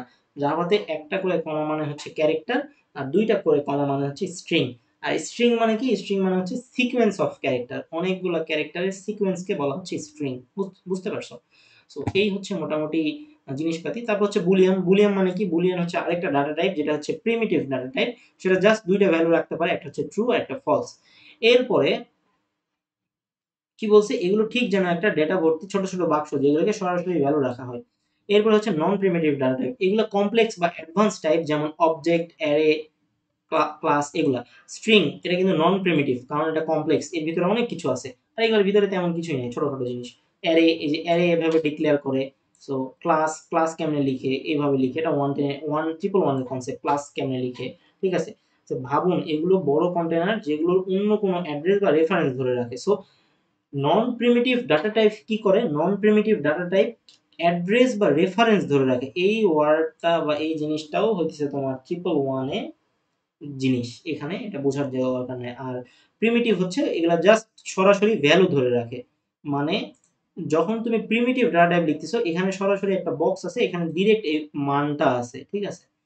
আর যদি তুমি হচ্ছে যে নন প্রিমিটিভ যাও, যেমন তুমি যদি একটা অ্যারে, এই যে এটা হচ্ছে অ্যারে, সো অ্যারে ডিক্লেয়ার করছো এবং এটাকে যদি তুমি প্রিন্ট করো, তাহলে তুমি দেখতে পাবা যে আমি একটা অ্যাড্রেস পাইতেছি বা একটা লোকেশন পাইতেছি, ঠিক আছে। সো বুঝতে পারছো তো জিনিসটা? সো প্রিমিটিভ আর নন প্রিমিটিভের মধ্যে এটাই পার্থক্য। আপাতত এই পর্যন্ত মনে রাখলেই হবে যে নন প্রিমিটিভে আমি অ্যাড্রেস রাখতে পারি, আর প্রিমিটিভে আমি কি রাখতে পারি? ডিরেক্ট ভ্যালু রাখতে পারি, এটাই, আর কিছু না। সো এখানে ওই এক্সাম্পল গুলাই দেওয়া আছে। আর এইটা আমরা একটু বোঝার চেষ্টা করি। ডাটা টাইপ কি কয় ধরনের হতে পারে? দুই ধরনের হতে পারে, একটা হচ্ছে প্রিমিটিভ ডাটা টাইপ, একটা হচ্ছে নন প্রিমিটিভ ডাটা টাইপ, ঠিক আছে। তো প্রিমিটিভ ডাটা টাইপের মধ্যে পড়ে হচ্ছে নন নিউমেরিক। নন নিউমেরিক মানে হচ্ছে ভ্যালু যুক্ত না, যেমন ক্যারেক্টার, যেমন বুলিয়ান, এগুলো হচ্ছে নন নিউমেরিক। আর নিউমেরিকের মধ্যে মানে ভ্যালু আছে, এগুলোর ক্ষেত্রে হচ্ছে হোল নাম্বার আছে, বাইট আছে, শর্ট আছে, ইন্ট আছে, লং আছে। এই লং এর ব্যবহার, শর্টের ব্যবহার, বাইটের ব্যবহার, এগুলো নরমালি আমাদের 110 এ লাগে না, বাট জানার জন্য জাস্ট এখানে রাখা। আর ফ্র্যাকশন মানে কি? ভগ্নাংশ সংখ্যাগুলো ফ্লোট আর ডবল দিয়ে কাজ করা হয়। এখানে হচ্ছে যে ফ্লোটিং ভ্যালু একটু ছোট কন্টেইনার, ডবলটা হচ্ছে একটু বড় কন্টেইনার। মানে ছোট দশমিক সংখ্যা হলে এটা রাখবো, বড় দশমিক সংখ্যা হলে এটা রাখবো। আর ছোট ইন্টিজার সংখ্যা হলে যেমন 5, 10 এগুলো হলে ইন্টিজার রাখবো। আর 100 কোটি 200 কোটি হলে লং এ রাখবো আর কি, লং ভ্যারিয়েবলটা ইউজ করবো, এটাই। আর নন প্রিমিটিভ মানে কি? ওই যে বললাম অ্যাড্রেস ধরে রাখে, string, array, object, class, interface, এগুলা কি অ্যাড্রেস ধরে রাখে, এই ডাটা টাইপগুলো, বুঝতে পারছো? তো এখন পর্যন্ত কোনো কোশ্চেন আছে কিনা আমাকে বলো।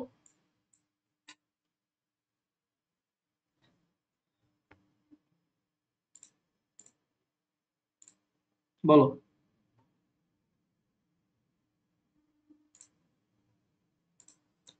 সো এরপরে আমরা তো এগুলা দেখে ফেললাম। এরপর হচ্ছে primitive data type in Java মানে কি? সো জাভাতে মোট 8টা প্রিমিটিভ আছে। প্রিমিটিভ মানে কি? প্রিমিটিভ মানে হচ্ছে জাস্ট এখানে সরাসরি ভ্যালু রাখে, সাইজ রাখে, ব্যবহার, রেঞ্জ, এগুলা হচ্ছে ভিন্ন। জাস্ট আমরা মনে রাখবো এগুলা ডিরেক্ট ভ্যালু রাখে, ওকে। সো ইন্টিজার ফ্যামিলির মধ্যে এগুলো আছে, বাইট আছে, শর্ট আছে, ইন্ট আছে, আর লং আছে। সো এগুলো হচ্ছে, যেমন ছোট সংখ্যার জন্য আমরা 8 বিট হলে, যদি ছোট সংখ্যা হয়, লেটস সে এই আমার রেঞ্জ যদি এইটার মধ্যে হয়, তাহলে আমার বাইট আমরা ইউজ করব, নর্মালি আমরা লাগে না। আর ছোট ইন্টিজার সংখ্যা হইলে আমরা হচ্ছে যে, মানে রেঞ্জ হইতেছে -32 থেকে +32,000 পর্যন্ত, এরকম একটা রেঞ্জ। আর ইন্টিজারে আমরা হচ্ছে 2 বিলিয়ন থেকে -2 বিলিয়ন থেকে +2 বিলিয়ন রাখতে পারি। আর হচ্ছে লং এর ক্ষেত্রে আমরা এটা রাখতে পারি। সো হিউজ ডাটার ক্ষেত্রে, ফোন নাম্বার, অ্যাকাউন্টের ক্ষেত্রে এগুলো ইউজ হয় নরমালি, বুঝতে পারছো? সো এই হচ্ছে ঘটনা। এরপর হচ্ছে ফ্লোটিং এর ক্ষেত্রে 2টা আছে, মানে দশমিকের ক্ষেত্রে 2টা আছে। একটা হচ্ছে ফ্লোট লিখে, আর একটা হচ্ছে ডবল লিখে।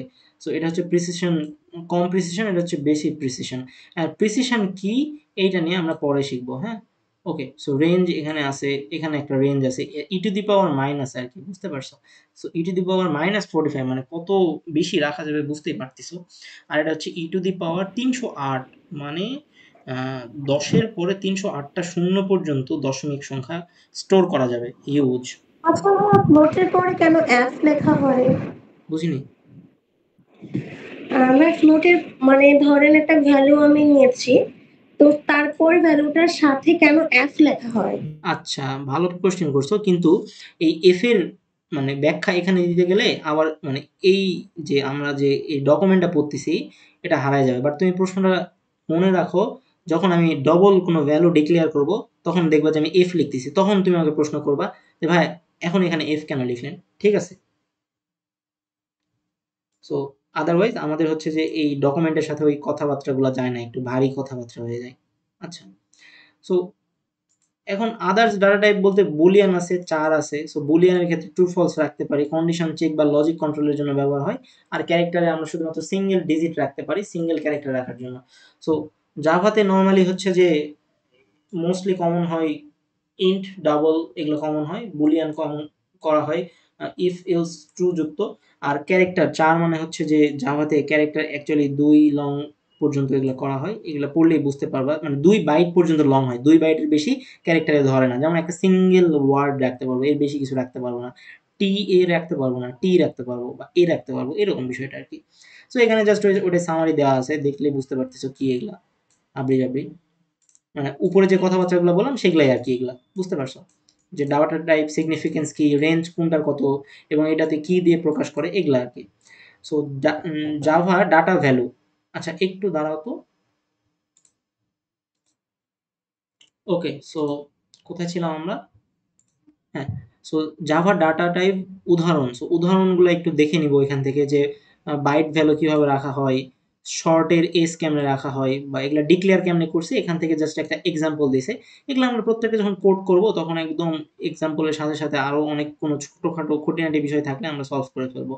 সো এই যে বাইট ভ্যালু আছে, শর্ট আছে, লং ভ্যারিয়েবল আছে, ইন্টিজার কিভাবে ডিক্লেয়ার করে, ফ্লোট, ডাবল, ক্যারেক্টার, বুলিয়ান সবকিছু কেমন ডিক্লেয়ার করে সেগুলো আছে।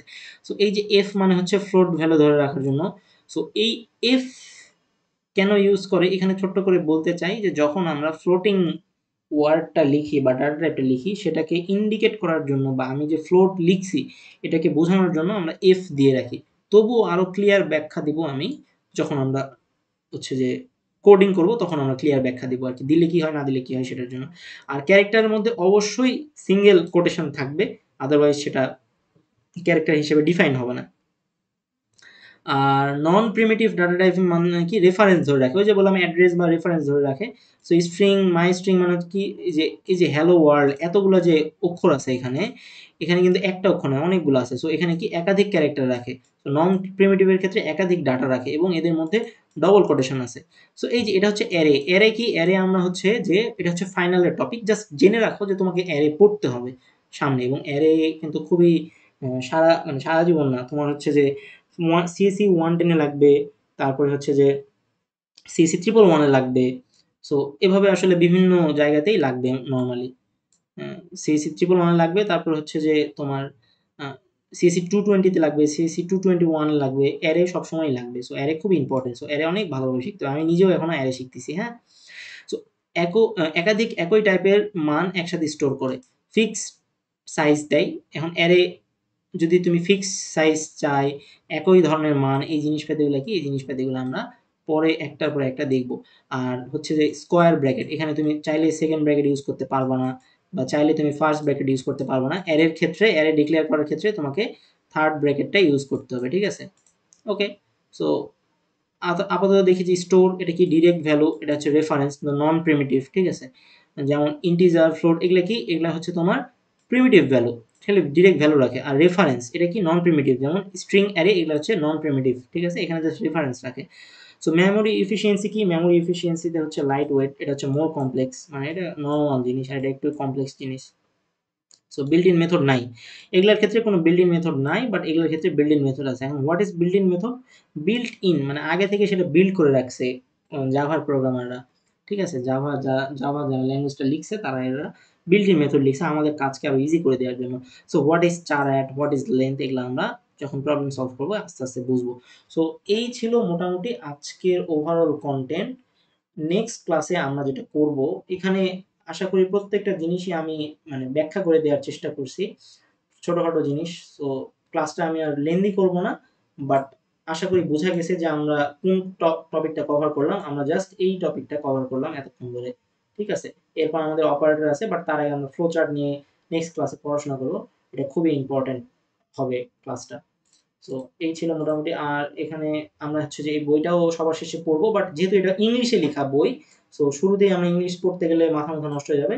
এই কারণে আমি জাস্ট স্টুডেন্ট ফ্রেন্ডলি বা বাঙালি ফ্রেন্ডলি জন্য আমি এরকম নোটটা বানাইছি। এখানে অনেক কিছু ইনফরমেশন আছে, জেভিএম, জেডিকে, জেআরই, তারপরে data type, primitive data type, অনেক কিছু আছে। সো এখানে এটা আসলে হিউজ ইনফরমেশন নিয়ে রাখছে, প্রায় 4-5 ঘন্টা ধরে এটা তৈরি করতে হয়েছে এটা।